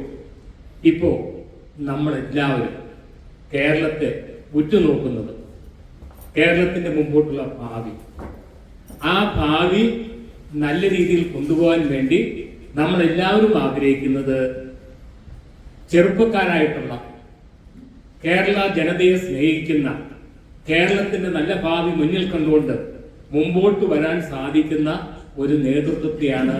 അതിനെ ചുക്കാൻ പിടിക്കാൻ വേണ്ടി ഇപ്പോൾ തന്നെ നമുക്കറിയാം, കഴിഞ്ഞ 1 വർഷത്തോളമായി കോൺഗ്രസിൽ നിന്ന് ചെറുപ്പക്കാരായിട്ടുള്ള ഒത്തിരി പേര് മുൻപോട്ട് വന്നു. കേരളത്തിലെ രാഷ്ട്രീയ രംഗത്ത് ഒത്തിരിയധികം മാറ്റങ്ങൾ കൊണ്ടുവരാനായിട്ട് അവർക്ക് സാധിച്ചിട്ടുണ്ട്. കഴിഞ്ഞ കാലഘട്ടങ്ങളിൽ ആ കോൺഗ്രസിന്റെ നേതൃത്വ സ്ഥാനത്തേക്ക് കോൺഗ്രസിനെ നല്ല രീതിയിൽ മുമ്പോട്ട് കൊണ്ടുപോകണമെന്ന് ആഗ്രഹിച്ച് മുൻപന്തിയിൽ നിൽക്കുന്ന ഒരു വ്യക്തിത്വമാണ് നമ്മുടെ പ്രിയങ്കരനായ ചാണ്ടി ഉമ്മൻ MLA. നിങ്ങളോട് ആരോടും പ്രത്യേകം പറയേണ്ട കാര്യമില്ല, എല്ലാവർക്കും അറിയാം. പക്ഷേ ഇപ്പൊ ഇവിടെ ഇരിക്കുന്നവരെല്ലാം തന്നെ കോൺഗ്രസ്സുകാരാണ്, അല്ലെങ്കിൽ കോൺഗ്രസിനെ സ്നേഹിക്കുന്നവരാണ്. ഒന്ന് രണ്ട് കാര്യങ്ങൾ മാത്രം ഞാൻ ഈ അവസരം ഉപയോഗിക്കാം. ഇപ്പോൾ ഒരു 2 സെഷനായിട്ടാണ് പോകുന്നത്. കുറെ പ്രായമുള്ളവരുണ്ട്, അതുപോലെ തന്നെ വളർന്നു വരുന്ന കോൺഗ്രസ് എന്ന് പറയുന്ന മഹത്തായ പ്രസ്ഥാനത്തെ ഏറ്റവും നല്ല നിലയിൽ കൊണ്ടുപോരാനും അടുത്ത ഒരു ഇലക്ഷനിൽ കോൺഗ്രസ് നല്ല രീതിയിലുള്ള UDF-ന് ഭരണത്തിൽ എത്തിക്കാൻ സാധിക്കുന്നതുമായിട്ടുള്ള ഒരു നേതൃത്വ നിര നമ്മുടെ യുവാക്കളുടെ ഇടയിലുണ്ട്. ഈ കഴിഞ്ഞ ഏതാനും 1.5 മാസമായി അങ്ങനെ വളർന്നു വരുന്ന നേതാക്കന്മാരെ തട്ടിക്കളഞ്ഞുകൊണ്ട് ഏതെങ്കിലും വിധത്തില് അവരെ പിന്നോക്കം മാറ്റിയെടുക്കുന്ന ഒരു സംവിധാനമാണ് നമ്മൾ ഈ മാധ്യമങ്ങൾ വഴി ഇപ്പോൾ കണ്ടുകൊണ്ടിരിക്കുന്നത്. അത് തടയിടേണ്ട കാര്യങ്ങൾ ആക്രമിച്ചിരിക്കുക. കാരണം യുവാക്കളായിട്ടുള്ളവരെ മുമ്പോട്ട് വന്നെങ്കിൽ മാത്രമേ നമ്മൾ ഈ പറയുന്ന രീതിയിൽ ഗ്രൂപ്പോ കാര്യങ്ങളോ ഒന്നുമില്ലാതെ കേരളത്തിലെ ജനങ്ങൾക്ക് വേണ്ടി പ്രവർത്തിക്കാനായിട്ട് സാധിക്കുകയുള്ളൂ. നമുക്കറിയാം, കുറെ ദിവസങ്ങളായിട്ട് പുതുതായിട്ട് തെരഞ്ഞെടുക്കപ്പെട്ട ഒരു MLA കുറിച്ച് പല വിധത്തിലുള്ള അപഖ്യാതികൾ പറഞ്ഞു. പക്ഷേ അതിനെ ശക്തിയുക്തമായിട്ട് എതിർത്ത് നമുക്ക് നേതൃത്വം കൊടുക്കുന്നവർ അതിനെ എതിർത്തുകൊണ്ട് അതിനെ ഇല്ലായ്മ ചെയ്യാനായിട്ട് ആരും മുമ്പോട്ട് വന്നിട്ടില്ല. ആ വ്യക്തിയെ നമ്മുടെ MLA സ്ഥാനത്ത് മാറ്റി നിർത്തുക, പാർട്ടികളിൽ നിന്ന് മാറ്റി നിർത്തുക, അങ്ങനെയുള്ള ഒരു ശക്തമായ രീതിയിലുള്ള നടപടിയാണ് വന്നത്. എങ്കിൽ ഒറ്റ കാര്യം നമുക്കറിയാം, നമ്മുടെ കേരളത്തിലെ ജനങ്ങളുടെ ഇടയിൽ ഈ വക കാര്യങ്ങളൊന്നും ഏൽക്കാതെ ആ ഒറ്റപ്പെടുത്തിയ വ്യക്തിയെ ഏറ്റവും അധികം മുൻപന്തികൾ കൊണ്ടുവരുന്നതിന് വേണ്ടി കേരളത്തിലെ കോൺഗ്രസിന് നേതൃത്വം കൊടുക്കുന്നവരും അതുപോലെ തന്നെ കോൺഗ്രസിനെ സ്നേഹിക്കുന്ന യുവാക്കളും മുമ്പോട്ട് വന്നിരിക്കുന്നു എന്നുള്ളത് വളരെ അർത്ഥവത്തായിട്ടുള്ള ഒരു കാര്യമായിട്ട് മനസ്സിലാക്കാൻ നമുക്ക് സാധിക്കും. ഇപ്പോൾ നമ്മുടെ ചാണ്ടിയൂരിലൂടെ പറഞ്ഞു, സ്കൂളുകളിൽ ഉള്ള നമുക്ക് പല വിധത്തിലുള്ള സ്പോർട്സ് വികസിപ്പിച്ചെടുക്കണം. ഞാൻ ഇന്ന് രാവിലെ ഏഷ്യാനെറ്റ് നോക്കിയപ്പോൾ അതിൽ വന്നൊരു വാർത്തയാണ്, കേരളത്തിലെ സ്കൂളുകളിൽ 70% സ്കൂളുകളിൽ നമ്മളൊക്കെ പഠിക്കുന്ന കാലഘട്ടങ്ങളിൽ എന്താണ്, കേരളത്തിലെ 70% സ്കൂളുകളിൽ നമ്മളൊക്കെ പറഞ്ഞുകൊണ്ടിരുന്ന ഡ്രിൽ മാസ്റ്റർമാരാണ്. ഈ വളർന്നു വരുന്ന നമ്മുടെ സ്പോർട്സിനെ വികസിപ്പിക്കുന്നതിന് വേണ്ടിയുള്ള കേരളത്തിലെ സ്കൂളുകളിൽ 70% സ്കൂളുകളിൽ ഡ്രിൽ മാസ്റ്റർമാരില്ല. പിന്നെ നമ്മുടെ ആണ്ടിമനൊക്കെ പറഞ്ഞതുപോലെ തന്നെ ഏത് വിധത്തിലാണ് നമ്മുടെ സ്പോർട്സ് കായിക രംഗം വളർത്തിയെടുക്കാൻ സാധിക്കുക എന്നുള്ളത് നമ്മൾ എല്ലാവരും ചിന്തിക്കണം. അപ്പോൾ ഇതെല്ലാം മനസ്സിലാക്കിക്കൊണ്ട് അടുത്ത തെരഞ്ഞെടുപ്പിൽ നല്ലൊരു നേതൃത്വം വന്നുകൊണ്ട് നമ്മൾ മന്ത്രിമാരെ തീരുമാനിക്കുമ്പോൾ ഘടകകക്ഷികളുടെ നേതാക്കന്മാർക്കല്ല, അല്ലെങ്കിൽ ഭരിക്കുന്ന പാർട്ടിയുടെ നേതാക്കന്മാർക്കല്ല അത് കൊടുക്കേണ്ടത്.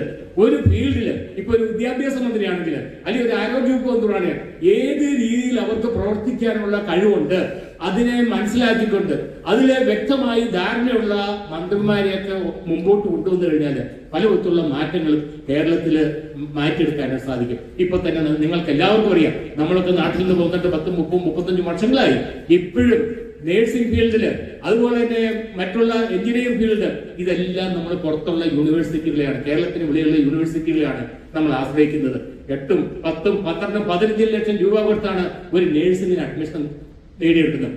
എന്തുകൊണ്ട് ഇത്രയും നാളായിട്ട് കേരളത്തില് നല്ല രീതിയിലുള്ള നേഴ്സിംഗ് സ്കൂളുകളോ അല്ലെങ്കിൽ മെഡിക്കൽ കോളേജുകളോ വരാത്ത എന്താന്നുള്ളത് ഇവരെ പോലുള്ള നമ്മുടെ പ്രിയങ്കരനായ ചാണ്ടിയൂരിനെ പോലുള്ള MLA-മാര് അടുത്ത പ്രാവശ്യം തെരഞ്ഞെടുപ്പിൽ ജയിച്ചു വരുമ്പോൾ ഇതെല്ലാം മനസ്സിലാക്കി മുമ്പോട്ട് കൊണ്ടുകൊണ്ട് പോകണമെന്ന് ഈ അവസരത്തിൽ മാത്രം ഓർപ്പിച്ചുകൊണ്ട്, നമുക്കറിയാം ചാണ്ടിയൂർ വളർന്നു വരുന്ന നേതാവാണ്. കുറെ മാസങ്ങളായി നല്ല രീതിയിൽ കേരളത്തിലെ ജനങ്ങളുടെ നമ്മൾ ഏഷ്യാനെറ്റൊക്കെ കാണുമ്പോൾ ചാണ്ടിയൂരിന്റെ ഓരോ പ്രസംഗങ്ങളും അതുപോലെ തന്നെ ഏതൊക്കെ കാര്യത്തെക്കുറിച്ചാണ് ചർച്ച ചെയ്യുന്നത് നമ്മളെല്ലാം വ്യക്തമാക്കി മനസ്സിലാക്കിക്കൊണ്ടിരിക്കുന്നതാണ്. അങ്ങനെയുള്ള ചാണ്ടിയൂരിന് മുമ്പോട്ടുള്ള പ്രവർത്തനങ്ങളിൽ എല്ലാ വിധത്തിലുള്ള ആശംസകളും ഞങ്ങൾ അമേരിക്കയിലെ പ്രവാസികളുടെ എല്ലാ വിധത്തിലുള്ള ആശംസകളും ഉണ്ടായിരിക്കുമെന്ന് ഈ അവസരത്തിൽ ഓർപ്പിച്ചുകൊണ്ട് നിർത്തുന്നു. Thank you. Thank you mister Baby Manathoor. ആശംസാ പ്രസംഗമായിരുന്നു, സ്വാഗത പ്രസംഗമായിരുന്നു, സോറി. അടുത്തതായിട്ട് mister Jose K John, president Malayali association of greater Houston മാഗ്.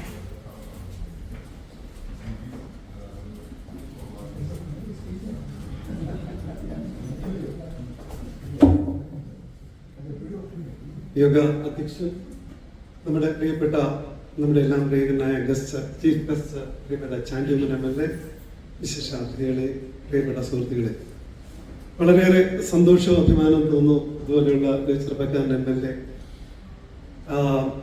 എന്ന് പറയുന്നത് നമ്മുടെ മാഗിന്റെ ഏറ്റവും അടുത്ത സുഹൃത്താണ്. കാരണം എന്താണെന്ന് ചോദിച്ചാൽ അദ്ദേഹം കഴിഞ്ഞ വർഷം ഹ്യൂസ്റ്റൺ സന്ദർശിച്ചപ്പോൾ പങ്കെടുത്ത ആദ്യത്തെ പരിപാടി എന്ന് പറയുന്നത് മാഗിന്റെ പരിപാടിയിലാണ്. നമ്മുടെ ക്രിക്കറ്റ് ടൂർണമെന്റ് പിയർലാൻഡിലെ ടോംബാസ് പാർക്കിൽ നടക്കുമ്പോൾ അദ്ദേഹമാണ് ഒഫീഷ്യലി വന്ന് ഉദ്ഘാടനം ചെയ്തത്. അതുപോലെ തന്നെ ഒരു ചാൻസ് കൂടെ വരുന്നുണ്ട്. നാളെ സമയമുണ്ടെങ്കിൽ മാഗിന്റെ ചെസ് ടൂർണമെന്റ് ഉണ്ട്. നാളെ രാവിലെ 9 മണിക്കാണ്. ഞങ്ങൾ ഹാർദമായി സ്വാഗതം ചെയ്തു. സമയം പോലെ ചെയ്യുക. അന്ന് പറഞ്ഞൊരു വാക്കുണ്ട്, അത് പാലിച്ചിട്ടില്ല.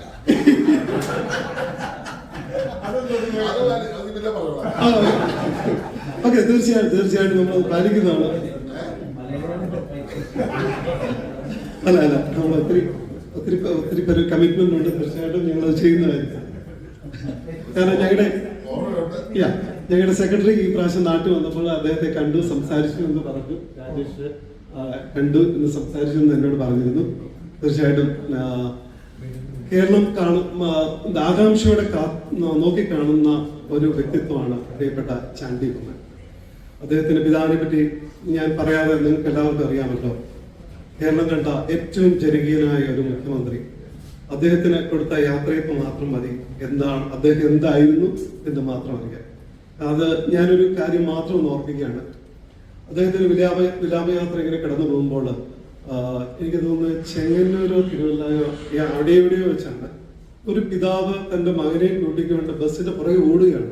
ഒരു 10 മിനിറ്റോളം വണ്ടിയുടെ പുറകെ ഓടുന്നുണ്ട്.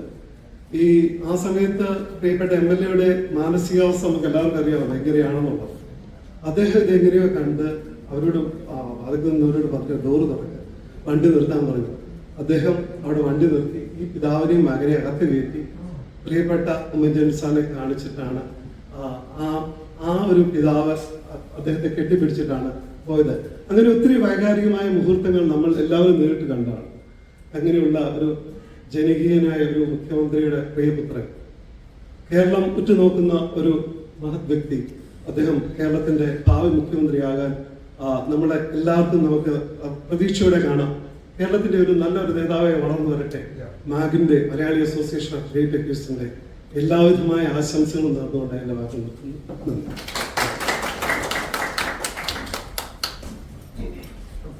Thank you, Mr. Jose K. John.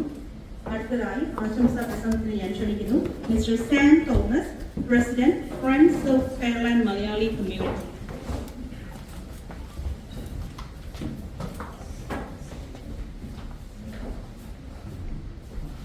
നമസ്കാരം. ഈ യോഗത്തിന്റെ അധ്യക്ഷൻ ബഹുമാനപ്പെട്ട MLA ചാണ്ടി ഉമ്മൻ, പ്രിയ സുഹൃത്തുക്കളെ, എനിക്ക് വലിയ പ്രാസംഗികനൊന്നുമല്ല, അച്ചടി ഭാഷ സംസാരിക്കാനും അറിയില്ല. 2 വാക്ക് സംസാരിക്കാൻ ഉദ്ദേശിക്കുന്നു. ഞാൻ ആദ്യമായിട്ട് ചാണ്ടി ഉമ്മൻ വരുന്ന ചിലപ്പോൾ എനിക്ക് ആദ്യമായിട്ട് മനസ്സിൽ വന്നത് അദ്ദേഹത്തിൻ്റെ അപ്പ ഉമ്മൻചാണ്ടിയെ കുറിച്ചാണ്. ഞാനൊരു കോട്ടയംകാരനാണ്. എൻ്റെ ചെറുപ്പം തൊട്ടേ കാണുന്നൊരു ജനപ്രിയ നേതാവാണ് ഉമ്മൻചാണ്ടി. ഏത് കല്യാണത്തിന് പോയാലും ഒരു ഉദ്ഘാടനമാണെങ്കിലും ജാഥയാണെങ്കിലും എപ്പോഴും ഞാൻ പലപ്പോഴും കണ്ടിട്ടുണ്ട്, സംസാരിച്ചിട്ടുണ്ട്. എല്ലാ മനുഷ്യരുടെ ഇടയിൽ ഒരു വാഹന വ്യൂഹമോ സെക്യൂരിറ്റി ഗാർഡ് ഒന്നുമില്ലാതെ നമ്മുടെ ഇടയിൽ മനസ്സിൽ കയറിയ ഒരു നേതാവാണ്. അപ്പം ആ നേതാവിൻ്റെ മോൻ ചാണ്ടിയും വരുമെന്ന് പറഞ്ഞപ്പം നമ്മുടെ ഒരു MLA വരുന്നതായിട്ടല്ല എനിക്ക് തോന്നുന്നത്, നമ്മുടെ ഒരു ഫാമിലി മെമ്പർ വരുന്നതായിട്ടാണ് തോന്നിയത്. അപ്പം ഇത്രയും തിരക്കിനിടയിലും ബ്രിക്സിൻ്റെ ഉച്ചകോടിയുടെ ഇടയിലാണെങ്കിലും നമ്മളെ ഒന്ന് കാണാനും ഒന്ന് മീറ്റ് ചെയ്യാനും വന്നതിൽ വളരെ നന്ദി. പിന്നെ അതുപോലെ തന്നെ ഞങ്ങൾക്ക് ഫ്രണ്ട്സ് ഓഫ് ഫെയർലാൻഡ് മലയാളി കമ്മ്യൂണിറ്റിക്ക് ഒരു കടമയുണ്ട്. ഞങ്ങളുടെ ഓണപരിപാടിയിൽ ഞങ്ങൾ അറേഞ്ച് ചെയ്തപ്പം ഏറ്റവും ആദ്യമേ ഞങ്ങൾക്ക് വിഷ് ചെയ്തൊരു വീഡിയോ തന്നത് ചാണ്ടി ഉമ്മൻ സാറാണ്. അപ്പം എന്തായാലും അത് നല്ലൊരു നിമിത്തമായിരുന്നു. ഞങ്ങളുടെ പരിപാടി അതിഗംഭീരമായിട്ട് ഓണപരിപാടി ആഘോഷിച്ചു. അപ്പം ഫ്രണ്ട്സ് ഓഫ് ഫെയർലാൻഡിൻ്റെ പേരിലും വളരെ നന്ദി. പിന്നെ ഐ ബിലീവ് നമ്മുടെ ഫ്യൂച്ചർ എന്ന് പറഞ്ഞാൽ നമ്മുടെ നാടിൻ്റെ ഫ്യൂച്ചർ എന്ന് പറഞ്ഞാൽ യുവ നേതാക്കന്മാരിലാണ്. അപ്പം ഈ നമ്മുടെ ഒരു നാടിൻ്റെ ഒരു കുഴപ്പമെന്ന് പറഞ്ഞാൽ രാഷ്ട്രീയക്കാർക്ക് വിഷൻ പലർക്കും ഉണ്ട്, പക്ഷേ എല്ലാവരും they spend more time on the rashtriyam and forget about the development. അപ്പം ചാണ്ടിമനെ പോലെ ചുറിയൂർക്കും വിഷനും ഒക്കെ ഉള്ള യുവ നേതാക്കൾ നമ്മുടെ നാടിന് നല്ല കാര്യങ്ങൾ ചെയ്യട്ടെ എന്ന് ആശംസിക്കുന്നു. Thank you.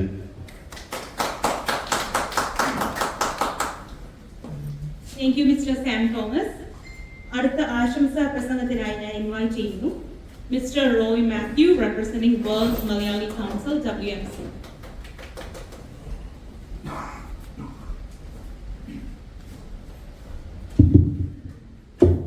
ഇന്ന് ഈ മീറ്റിങ്ങിന് അധ്യക്ഷം വഹിക്കുന്ന എബ്രഹാം ജോസഫ്, നമ്മുടെ വിശിഷ്ടാതിഥിയായി നമ്മളിന്ന് ആരെ അനുമോദിക്കുവാൻ വേണ്ടി ഇവിടെ കൂടിയിരിക്കുന്നു, പുതുപ്പള്ളിയുടെ ജനനായകൻ ചാണ്ടി ഉമ്മൻ.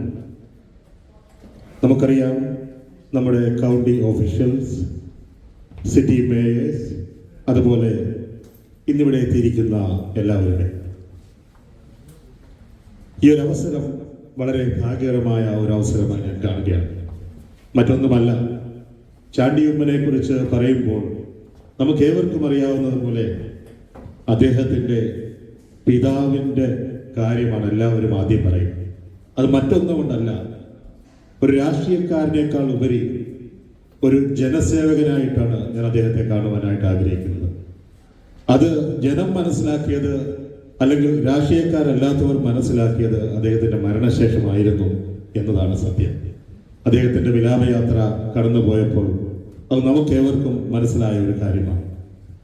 അതുകൊണ്ട് തന്നെ നമുക്ക് അറിയാം, നല്ല വിഷനുള്ള ഒരു നേതാവാണ് ചാണ്ടി ഉമ്മൻ. ഇന്ന് അദ്ദേഹത്തിൻ്റെ പ്രസംഗത്തിൽ പറഞ്ഞ ഒരു കാര്യം ഞാൻ ശ്രദ്ധിക്കുകയായിരുന്നു.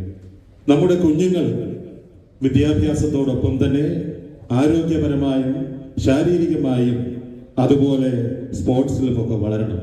ഈ സ്പോർട്സ് കൊണ്ട് അവരുടെ ആരോഗ്യം അല്ലെങ്കിൽ അവരുടെ മാനസികമായ വളർച്ച കൊണ്ടുവരാൻ കഴിയുമെന്നുള്ള ആ ഒരു ദീർഘവീക്ഷണം അത് ഇനിയുമാണെങ്കിലും വളരെ വ്യക്തമായി നടപ്പാക്കുവാൻ കഴിയും എന്ന ഒരു വീക്ഷണം അദ്ദേഹത്തിനുള്ളത് നല്ല കാര്യമാണ്. അങ്ങനെയുള്ള നേതാക്കന്മാർ ഉണ്ടാകേണ്ടത് അത്യാവശ്യവുമാണ്. ഒരു രാഷ്ട്രീയ നേതാവിനേക്കാൾ ഉപരി അദ്ദേഹത്തെ ഒരു ജനനായകനായി കാണുവാനായി ഞാൻ ആഗ്രഹിക്കുന്നു. തീർച്ചയായും രാഷ്ട്രീയത്തിനധികമായി ജനിച്ചു കഴിഞ്ഞാൽ എല്ലാവരെയും ഉൾക്കൊള്ളുന്ന ഒരു നേതാവായി അദ്ദേഹം വളരട്ടെ. അദ്ദേഹത്തിൻ്റെ തുടർന്നുള്ള എല്ലാ കാര്യങ്ങളിലും വേൾഡ് മലയാളി കൗൺസിലിൻ്റെയും എൻ്റെയും എല്ലാവിധമായ ആശംസകളും അറിയിച്ചുകൊണ്ട് എല്ലാവിധമായ ഭാവങ്ങളും നേർന്നുകൊണ്ട് നിർത്തട്ടെ. നന്ദി. Thank you mister Roy Mathew. അടുത്ത ആശംസാ പ്രസംഗത്തിനായി ഞാൻ സ്വാഗതം ചെയ്യുന്നു Manoj പുക്കാറിൽ, police captain, prison creek, ഹോബൻ county. എല്ലാവർക്കും നമസ്കാരം. പണ്ട് ശ്രീ ഉമ്മൻചാണ്ടി സാറ്, ശ്രീ കെ കരുണാകരൻ തുടങ്ങിയവരോടുള്ള ആരാധന മൂലമാണ് ഞാൻ 8, 9, 10 ക്ലാസ്സുകളിൽ KSU സ്ഥാനാർത്ഥിയെ മത്സരിച്ച് ജയിച്ചൊരു ചരിത്രമാണ് എനിക്ക്. പിന്നെ ഇവിടെ വന്നതിന് ശേഷം അങ്ങനെ ഒന്നും പറയാറില്ല. അപ്പോൾ ബഹുമാനപ്പെട്ട MLA അച്ഛൻ്റെ ഒരു ആരാധകനാണ് ഞാൻ. അദ്ദേഹം വളരെ ജനകീയനാണ്. അതുപോലെ തന്നെ അദ്ദേഹവും ആയിത്തീരട്ടെ എന്ന് ആശംസിക്കുന്നു. ഒപ്പം ചെറിയൊരു കാര്യം പറഞ്ഞുകൊണ്ടിട്ട്, ഏതൊരു നാടിൻ്റെയും നട്ടെല്ലാണ് അവിടുത്തെ പോലീസ് എന്ന് പറഞ്ഞ സംവിധാനം. അപ്പോൾ മിക്കവാറും അടുത്ത മിനിസ്ട്രി കോൺഗ്രസ് മിനിസ്ട്രി ആവാൻ സാധ്യതയുണ്ട്. ബഹുമാനപ്പെട്ട ചാണ്ടി ഉമ്മൻ MLA അതിൽ വരാനും സാധ്യതയുണ്ട്. വരട്ടെ എന്നാണ് ഞങ്ങളുടെ എല്ലാവരുടെ ആഗ്രഹം. അപ്പോൾ ഈ പോലീസിലേക്കുള്ള ആളുകളെ തിരഞ്ഞെടുക്കുമ്പോൾ ലോകത്തുള്ളവരെ മൊത്തം വിളിച്ച് ടെസ്റ്റ് എഴുതിച്ചെടുക്കാതെ അതിന് താല്പര്യമുള്ള ആളുകളെ കണ്ടുപിടിച്ചെടുക്കണമെന്ന് ഞാൻ അഭ്യർത്ഥിക്കുകയാണ്. കഴിഞ്ഞ തവണ ഇവിടെ മറ്റൊരു പാർട്ടിയുടെ സെക്രട്ടറി വന്നപ്പോൾ ഞാനൊന്ന് സംസാരിക്കുകയുണ്ടായി. അപ്പോൾ ഞാനൊരു സജഷൻ പറഞ്ഞു, സാറേ, ഈ അമേരിക്കയിലൊക്കെ ചെയ്യുന്ന പോലെ പോലീസ് ട്രെയിനിങ് കോളേജ്, അതായത് പോലീസ് ആവാൻ താല്പര്യമുള്ളവർ അതിൽ പോയി പഠിച്ച് പാസ്സായതിനു ശേഷമാണ് പോലീസിലേക്ക് അപ്ലൈ ചെയ്യുന്നത്. അങ്ങനെ ഒരു സിറ്റുവേഷൻ കൊണ്ടുവരണമെന്ന് ഞാൻ പറഞ്ഞിരുന്നു. പുള്ളി പറഞ്ഞത് പരിഗണിക്കാവുന്ന കാര്യമാണെന്ന്. അത് ഞാനും ബഹുമാനപ്പെട്ട MLA മുമ്പിലും പറയുകയാണ്. ഭാവിയിൽ മന്ത്രിയാവും, നിങ്ങൾ തിരക്കുകളും കാര്യങ്ങളുള്ള ആളുകളാണ്. എന്നാൽ ഇതുപോലൊരു സംവിധാനം കൊണ്ടുവന്ന ഈ എങ്ങനെ ഒരു ജോലി എന്ന് പറയുന്ന ആളുകളെ ഒഴിവാക്കി പോലീസിലേക്ക് താല്പര്യമുള്ള ആളുകൾ വരികയും അന്വേഷണം, ചിലപ്പോൾ നമ്മളൊക്കെ ചിന്തിക്കും ഇതെന്താ ഇയാൾ അന്വേഷിച്ചിട്ട് ഇത് കണ്ടുപിടിക്കാൻ പറ്റാത്തത്. കാരണം അവർക്ക് താല്പര്യമില്ല, അവർ വേറെ പല കാര്യങ്ങൾ കൊണ്ട് നടക്കുന്ന ആളുകളാണ്. അപ്പോൾ അങ്ങനെ താല്പര്യമുള്ള ആളുകൾ ഇതിൽ വന്നെങ്കിൽ മാത്രമേ ഫോഴ്സ് നന്നാവത്തുള്ളൂ. അതിൻ്റെ ഒരു റിക്വസ്റ്റാണ്. അതിനുവേണ്ടി അദ്ദേഹം ശ്രമിക്കുമെന്ന് ഞാൻ വിചാരിക്കുന്നു. പിന്നെ തുടർന്ന് മറ്റൊരു കാര്യം കൂടി അദ്ദേഹത്തെ ഓർപ്പിക്കാനുള്ളത്, ഇപ്പോൾ നമ്മളൊരു നേതാവായി വളർന്നു കഴിയുമ്പോൾ പിന്നെ വരാവുന്ന പ്രശ്നങ്ങളാണ് മാനഹാനി തുടങ്ങിയ പ്രശ്നങ്ങളിൽ ചെന്ന് ചാടുക എന്നുള്ളത്.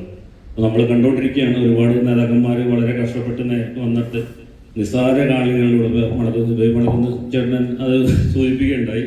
അങ്ങനെയുള്ളതിലൊന്നും ചെന്ന് പെടാതെ അച്ഛൻ്റെ ഇത് കാത്ത് നല്ല രീതിയിൽ മുന്നോട്ട് പോകണം എന്ന് ഞാൻ അദ്ദേഹത്തോട് അപേക്ഷിക്കുകയാണ്. എന്തായാലും അദ്ദേഹത്തെ ഇവിടെ ഒന്ന് കാണാനും പരിചയപ്പെടാനും കാണിച്ചൊരു സന്തോഷം. Thank you very much.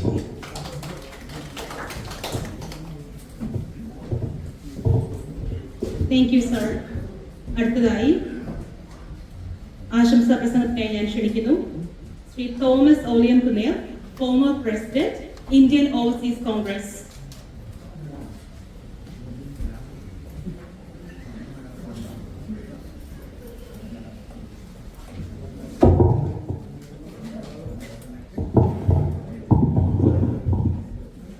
ഈ വേദിയുടെ അധ്യക്ഷൻ ബഹുമാനപ്പെട്ട ശ്രീ ജോസഫ് എബ്രഹാം, പുതുപ്പള്ളിയുടെ പ്രിയങ്കരനായ യുവ MLA ശ്രീ ചാണ്ടി ഉമ്മൻ, വേദിയിലിരിക്കുന്ന എൻ്റെ പ്രിയപ്പെട്ട സുഹൃത്തുക്കൾ, ഇന്ത്യയുടെ മഹത്തായ ജനാധിപത്യത്തിൻ്റെ മതേതരത്വത്തിൻ്റെ ഭരണഘടനയുടെ മൂല്യങ്ങൾ ഉയർത്തിപ്പിടിച്ചുകൊണ്ട് കഴിഞ്ഞ 180 വർഷക്കാലം ഇന്ത്യയെ ഇന്നത്തെ ഇന്ത്യയാക്കി മാറ്റിയ ഇന്ത്യൻ നാഷണൽ കോൺഗ്രസിന്റെ സമുന്നതനായ നേതാവ്, പുതുപ്പള്ളിക്കാരുടെ പ്രിയപ്പെട്ട MLA, കഴിഞ്ഞ 50 വർഷക്കാലം പുതുപ്പള്ളിയുടെ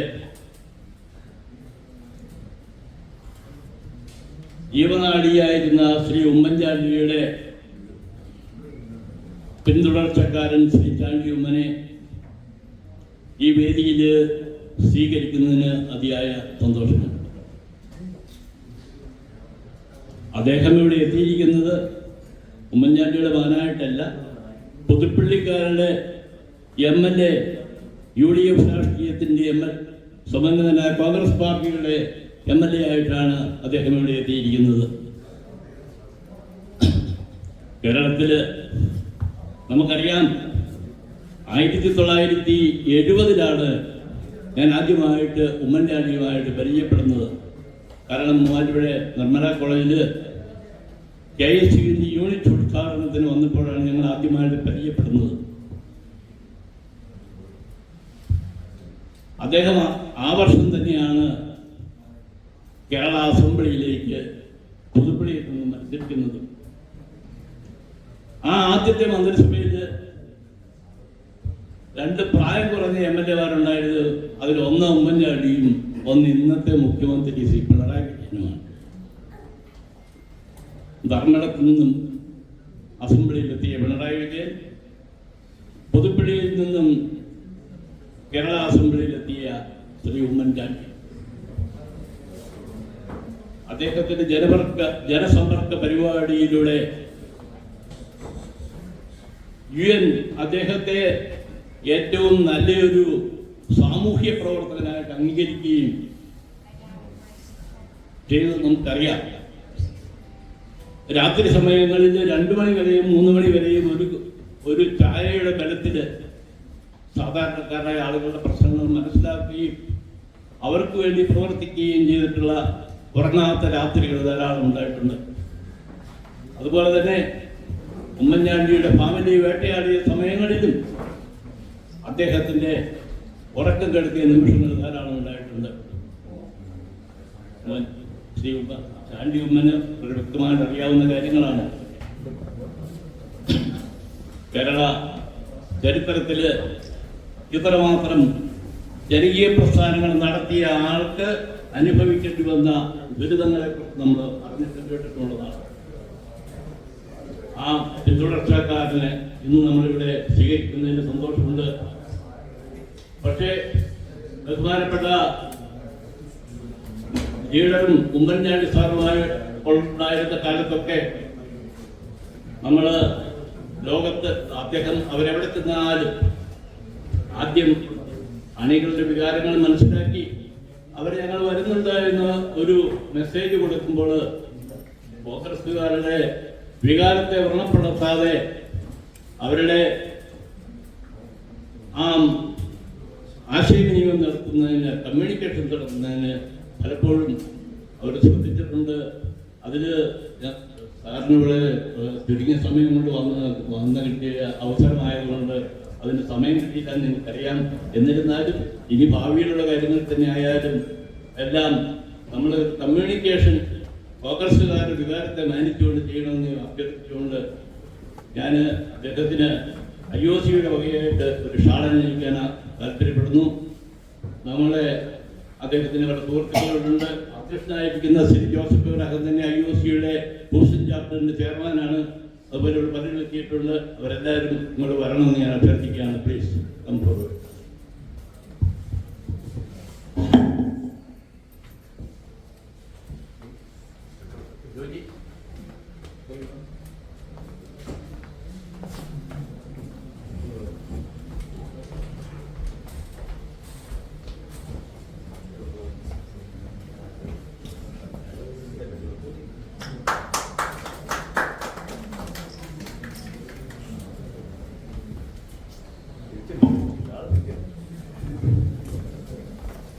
അതുപോലെ വളരെ നല്ല ഉമ്മൻചാണ്ടി സാർ അന്ന് 18 വയസ്സുള്ളപ്പോഴാണ് 26 വയസ്സുള്ളപ്പോഴാണ് അസംബ്ലിയിൽ വന്നത്.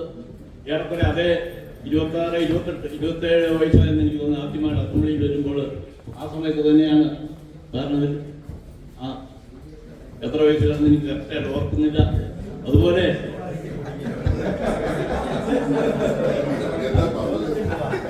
ഉമ്മൻചാണ്ടി സാർ ആദ്യമായിട്ട് അസംബ്ലിയിൽ വരുന്നത് അദ്ദേഹത്തിന് 27 വയസ്സേ ഉണ്ടായിരുന്നു.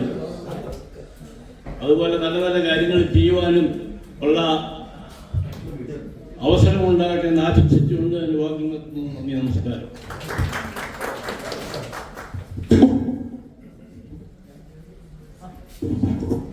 Thank you Shri Thomas ഒലിയൻകുന്നിൽ.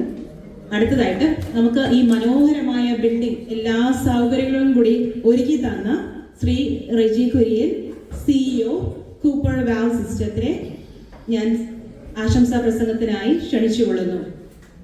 നല്ലൊരു കൈയടി കൊടുക്കാം. ഈ ഒരു ചുരുങ്ങിയ സമയം കൊണ്ട് ഈ ബിൽഡിംഗ് ഇത്രയും നന്നായിട്ട് നമുക്ക് ഒരുക്കി തന്ന വ്യക്തിയാണ്.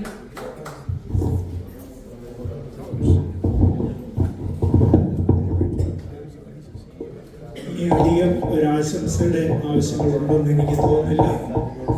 നമ്മളെല്ലാവരും ഇവിടെ കൂടിയിരിക്കുന്നത് പ്രിയ ശ്രീ ചാണ്ടി ഉമ്മനെ നേരിട്ട് കാണാനും സംസാരിക്കാനുമാണ്. നല്ലൊറ്റ വാക്ക് പറഞ്ഞുകൊണ്ട് ഞാൻ അവസാനിപ്പിക്കുന്നു. നല്ലൊരു ജന്മം കൊണ്ട് അനേകരുടെ ജീവിതത്തെ നല്ല രീതിയിൽ വാർത്തെടുക്കുവാൻ, ജനിച്ചത് എന്തിനാണെന്നും ജീവിക്കുന്നത് എന്തിനാണെന്നും ആർക്കു വേണ്ടിയാണെന്നും എന്ന ഉത്തമ ബോധത്തോടെ ഈ ഭൂമിയിൽ ജനിച്ച് നന്നായി ജീവിച്ച് സമൂഹത്തിന് എൻ്റെ പ്രതിബദ്ധതെല്ലാം ചെയ്ത് ഇന്ന് നിത്യതയിൽ വിശ്രമിക്കുന്ന ശ്രീ ഉമ്മൻചാണ്ടി സാറിൻ്റെ പ്രിയ മകനോട് ഒറ്റ വാക്യം പറയാനുള്ളത്, ആ പിതാവിൻ്റെ നല്ല പാതകൾ മാത്രമാണ് കേരളത്തിലെ ജനങ്ങളും ലോകത്തെമ്പാടുമുള്ള എല്ലാ മലയാളികളും അത്തരത്തിലൊരു ജീവിതവും പ്രവർത്തന ശൈലിയും നന്നായി ഞങ്ങൾ ആഗ്രഹിക്കുന്നു. ഈ നിമിഷം വരെ ദൈവം അത് ശ്രീ ചാണ്ടിയമ്മനെ കൊണ്ട് ചെയ്യിക്കുന്നു. തുടർന്നും അങ്ങനെ തന്നെ ആയിരിക്കണം. ദൈവം അതിന് വേണ്ട എല്ലാ കൃപകളും നൽകട്ടെ എന്ന് പ്രാർത്ഥിക്കുകയും ആശംസിക്കുകയും ചെയ്തുകൊണ്ട് നന്ദി, നമസ്കാരം. Thank you Shri Reji Kurian. അടുത്തതായിട്ട് വളരെ ആകാംക്ഷയോടെ പ്രതീക്ഷയോടെ നമ്മൾ കാത്തിരുന്ന ഒരു സെഷനാണ്. മറ്റൊന്നുമല്ല, നമുക്കിന്ന് നമ്മുടെ കൂടെ ശ്രീ ചാണ്ടിയുമ്മൻ MLA ഉണ്ട്. നമ്മുടെ കേരളത്തിന്റെ, നേരത്തെ പറഞ്ഞു, കോൺഗ്രസിന്റെ യുവ നേതാവ്. If you have any burning questions, this is the best time. നമുക്ക് ശ്രീ ചാണ്ടിയുമ്മൻ MLA-യോട് നേരിട്ട് ചോദ്യങ്ങൾ ചോദിക്കാൻ പറ്റുന്ന സമയമാണിത്. It's gonna B an interactive Q&A session. പക്ഷേ please make sure you keep the questions brief and to the point. So നിങ്ങൾക്കുള്ള അവസരമാണിത്. ഏറ്റവും പ്രിയപ്പെട്ട യോഗത്തിന്റെ അധ്യക്ഷൻ, പ്രിയപ്പെട്ട സമ്മാനങ്ങള്, പ്രിയപ്പെട്ട കമ്പനികള്, പ്രിയപ്പെട്ട ജഡ്ജ് ജൂറി, ജഡ്ജ് സുരേന്ദ്രൻ, പ്രിയപ്പെട്ട മേയർ കെ മാത്യു, ഏറ്റവും പ്രിയപ്പെട്ട ജഡ്ജകൾ, പ്രിയപ്പെട്ട സഹോദരി സഹോദരന്മാരെ, സുഹൃത്തുക്കൾ, എല്ലാവർക്കും നമസ്കാരം. ശരിക്കും പറഞ്ഞ ഒരു വിസിറ്റ് ഞാൻ പ്ലാൻ ചെയ്തതാണ്, വിസിറ്റിലായിപ്പോയതാണ്. പ്രസിഡന്റ് സമ്മേളനത്തിൽ പങ്കെടുക്കാമെന്ന് ഏറ്റു, പങ്കെടുത്തു. ചെറിയ ടെക്നിക്കൽ റീസൺസ്, ഞാൻ അതിന്റെ വിശദാംശത്തിലേക്ക് കടക്കുന്നില്ല. ടെക്നിക്കൽ റിസർച്ച് എനിക്ക് 6 ദിവസം കഴിഞ്ഞിട്ട് അങ്ങോട്ട് ചെല്ലാൻ പറ്റും.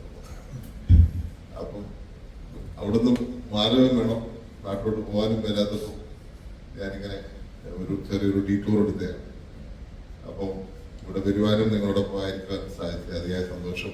കഴിഞ്ഞ വർഷം ഞാനൊന്ന് വന്നു പോയതേ ഉള്ളൂ, അപ്പോഴാണ് വീണ്ടും ഒരു അവസരം വിചാരിക്കാതെ ഈ പ്രാവശ്യം കിട്ടിയത്. അതിലേറെ സന്തോഷം. ബ്രിക്സിന്റെ സമ്മേളനത്തിൽ നമ്മുടെ നാട്ടിലെ സാധ്യത അവതരിപ്പിക്കുവാൻ ഒരു അവസരം ലഭിച്ചു എന്നുള്ളതാണ്.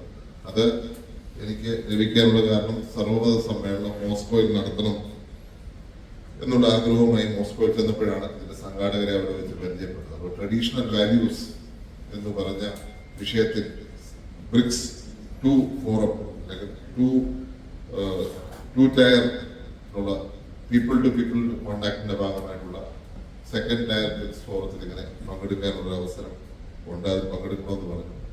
ഞാൻ ആദ്യം ഒന്ന് ശങ്കിച്ചു, ഇങ്ങനെ ഇരിക്കുമെന്ന് എനിക്കറിയില്ലായിരുന്നു. അത് കഴിഞ്ഞ് ഇത് കൺഫേം ആക്കി മുന്നോട്ട് പോയപ്പോഴാണ് പെട്ടെന്ന് അസംബ്ലി ആ ദിവസം അതേ സമയത്ത് വെച്ചത്. അപ്പോൾ ഞാൻ പ്രതിപക്ഷ നേതാവിനോട് സംസാരിച്ച് അദ്ദേഹത്തിനോട് പെർമിഷൻ എടുത്തിട്ടാണ് എനിക്ക് വരാൻ പറ്റുന്നത്. ആദ്യത്തെ 4 ദിവസം എനിക്ക് മിസ് ചെയ്ത് പോയി. ഇനി അടുത്ത 28 ശേഷം നടക്കുന്ന അസംബ്ലിയിൽ എനിക്ക് പങ്കെടുക്കാൻ പറ്റുന്നു. ഏതായാലും വരുവാനും നിങ്ങളോടൊപ്പം ആയിരിക്കാനും സാധിച്ച അതിൽ സന്തോഷം. ബ്രസീലിൽ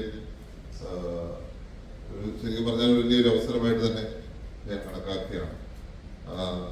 അതും അവിടെ തന്നെ ആയുർവേദത്തിന്റെ പ്രാധാന്യം എന്താണ്, അതിന്റെ ചരിത്രം എന്തായിരുന്നു, അതിന്റെ പ്രസക്തി എന്താണ്, ഈ കാലത്ത് നമ്മൾ ചെയ്യാൻ സാധിക്കുന്നത് എന്നുള്ളതിനെ കുറിച്ച് സംസാരിക്കാൻ സാധിച്ചതിൽ അതിയായ സന്തോഷമുണ്ട്. നമുക്ക് ശരിക്കും പറഞ്ഞാൽ മുറ്റത്തെ മുല്ലയ്ക്ക് മണമില്ല എന്നുള്ള സിറ്റുവേഷൻ തന്നെയാണ് ഈ കാര്യത്തിലുള്ളത്. എല്ലാ കാര്യത്തിലും നമുക്ക് മലയാളികൾക്ക് അങ്ങനെ ഒരു പ്രശ്നമുണ്ടെന്ന് എനിക്ക് തോന്നുന്നു.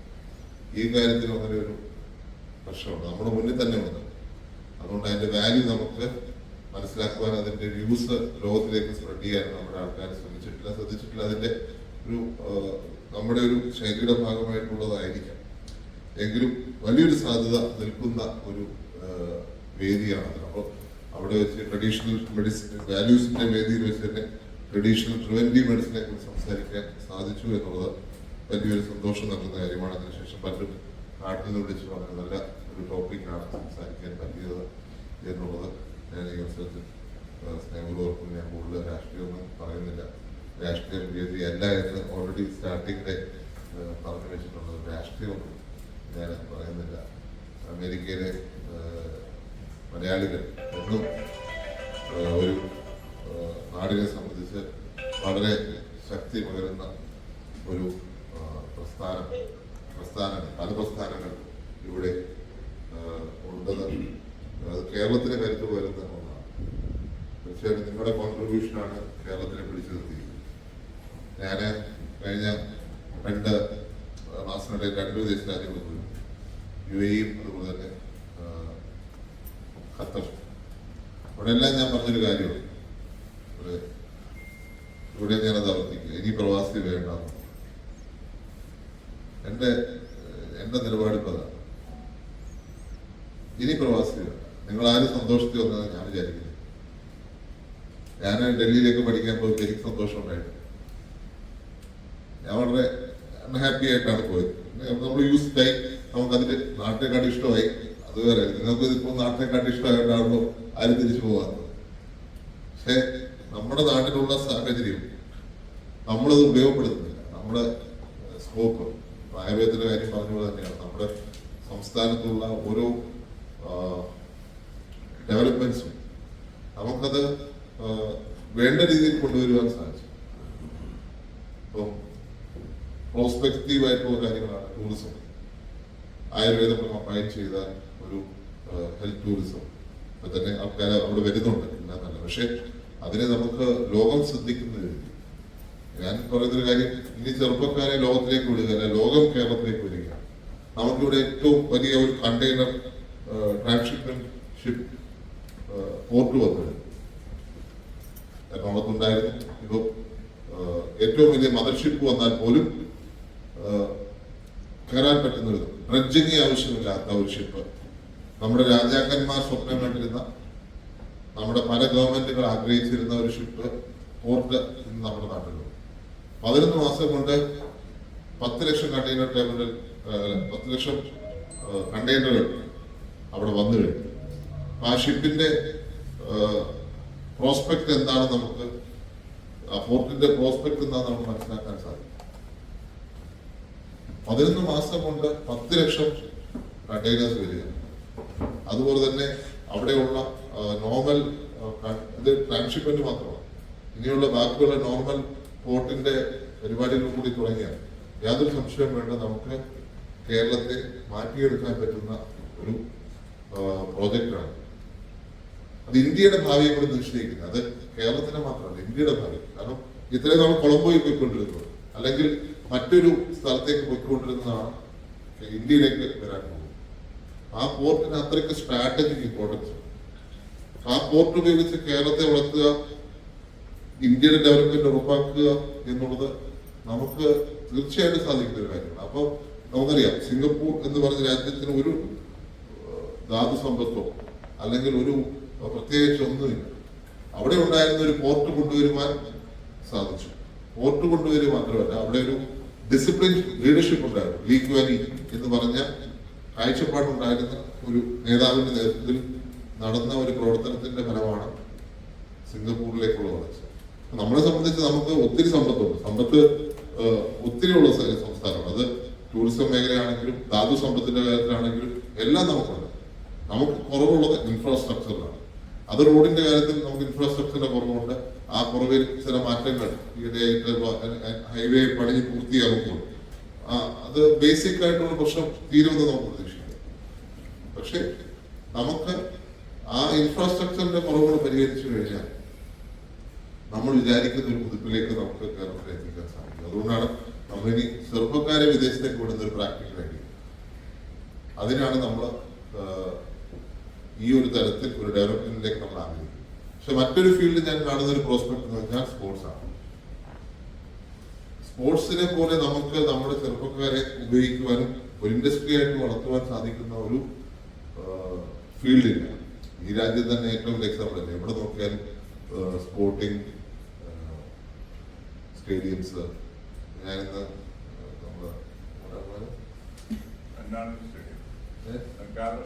ഗാലസ്റ്റിൻ പോകുന്ന വഴിക്ക് 2 സ്റ്റേഡിയം ഉണ്ട്. ഒന്ന് അടുത്ത വർഷം വേൾഡ് കപ്പ് നടക്കാൻ പോകുന്നത്, അതിന്റെ ഇപ്പുറത്ത് കഴിഞ്ഞ വർഷം അല്ലെ മുമ്പുള്ള ഒരു സ്റ്റേഡിയം. എവിടെ നോക്കിയാലും ഇവിടെ സ്റ്റേഡിയംസ് ആണ്. ഇപ്പൊ എനിക്ക് തോന്നുന്നു കേരളത്തിൽ ഏറ്റവും എഫക്റ്റീവായിട്ട് നടക്കാൻ പോകുന്ന ഒരു സാധനം സ്പോർട്സ് ആണ്. അപ്പോൾ ഗവൺമെന്റ് താല്പര്യം എടുത്തിട്ട് പ്രൈവറ്റ് പാർട്ടീസ് കൊണ്ട് മെസ്സിയെ കൊണ്ടുവരുന്നുണ്ട്. എനിക്ക് മെസ്സിയെ കൊണ്ടുവരുന്നതിനോട് ഇത്രയും രൂപ കൊടുത്ത് മെസ്സി വന്നിട്ട് ഞാൻ ആദ്യം വിചാരിച്ചു മെസ്സി വന്ന് താമസിക്കാൻ പോകും. 150 കോടി കൊടുത്തിട്ട് മെസ്സി വരുമ്പോ പുള്ളി എന്തെങ്കിലും ഒന്ന് കൈ അണിഞ്ഞിട്ട് പോയ പോലെ. പിന്നെ മനസ്സിലായി പുള്ളി ഒരു 2 കളി കളിച്ചിട്ട് പോകും. ഈ 150 കോടി ഉണ്ടെങ്കിൽ അത് പ്രൈവറ്റ് പാർട്ടിയോട് സംസാരിച്ചാൽ മതി. ഈ പരിപാടി മാറ്റിവെച്ച് ഇവിടെ അത്രയും ടർഫുകൾ ഉണ്ടാക്കിയാൽ അല്ലെങ്കിൽ അത്രയും കോച്ചിങ് കൊടുക്കാനുള്ള ഓപ്ഷൻ ഉണ്ടാക്കിയാൽ നമ്മുടെ കുട്ടികൾ കളിക്കും. ഞാൻ സ്കൂളുകളിൽ ഇപ്പൊ പോയി പറയുന്നത്, അതുകൊണ്ട് മിക്കവാറും സ്കൂളുകളിൽ പോയി നിർത്തുക തന്നെ. സ്കൂളുകളിൽ ഞാൻ പോയി പറയുന്നത്, എനിക്ക് ആഴ്ച ഒരു PT മാത്രമേ ഉണ്ടായിരുന്നുള്ളൂ. എല്ലാ ദിവസവും PT ഉണ്ടാവും. കുട്ടികൾ കൈയടിക്കുന്നുണ്ട്, പക്ഷെ ടീച്ചർമാർ കേൾക്കുമ്പോൾ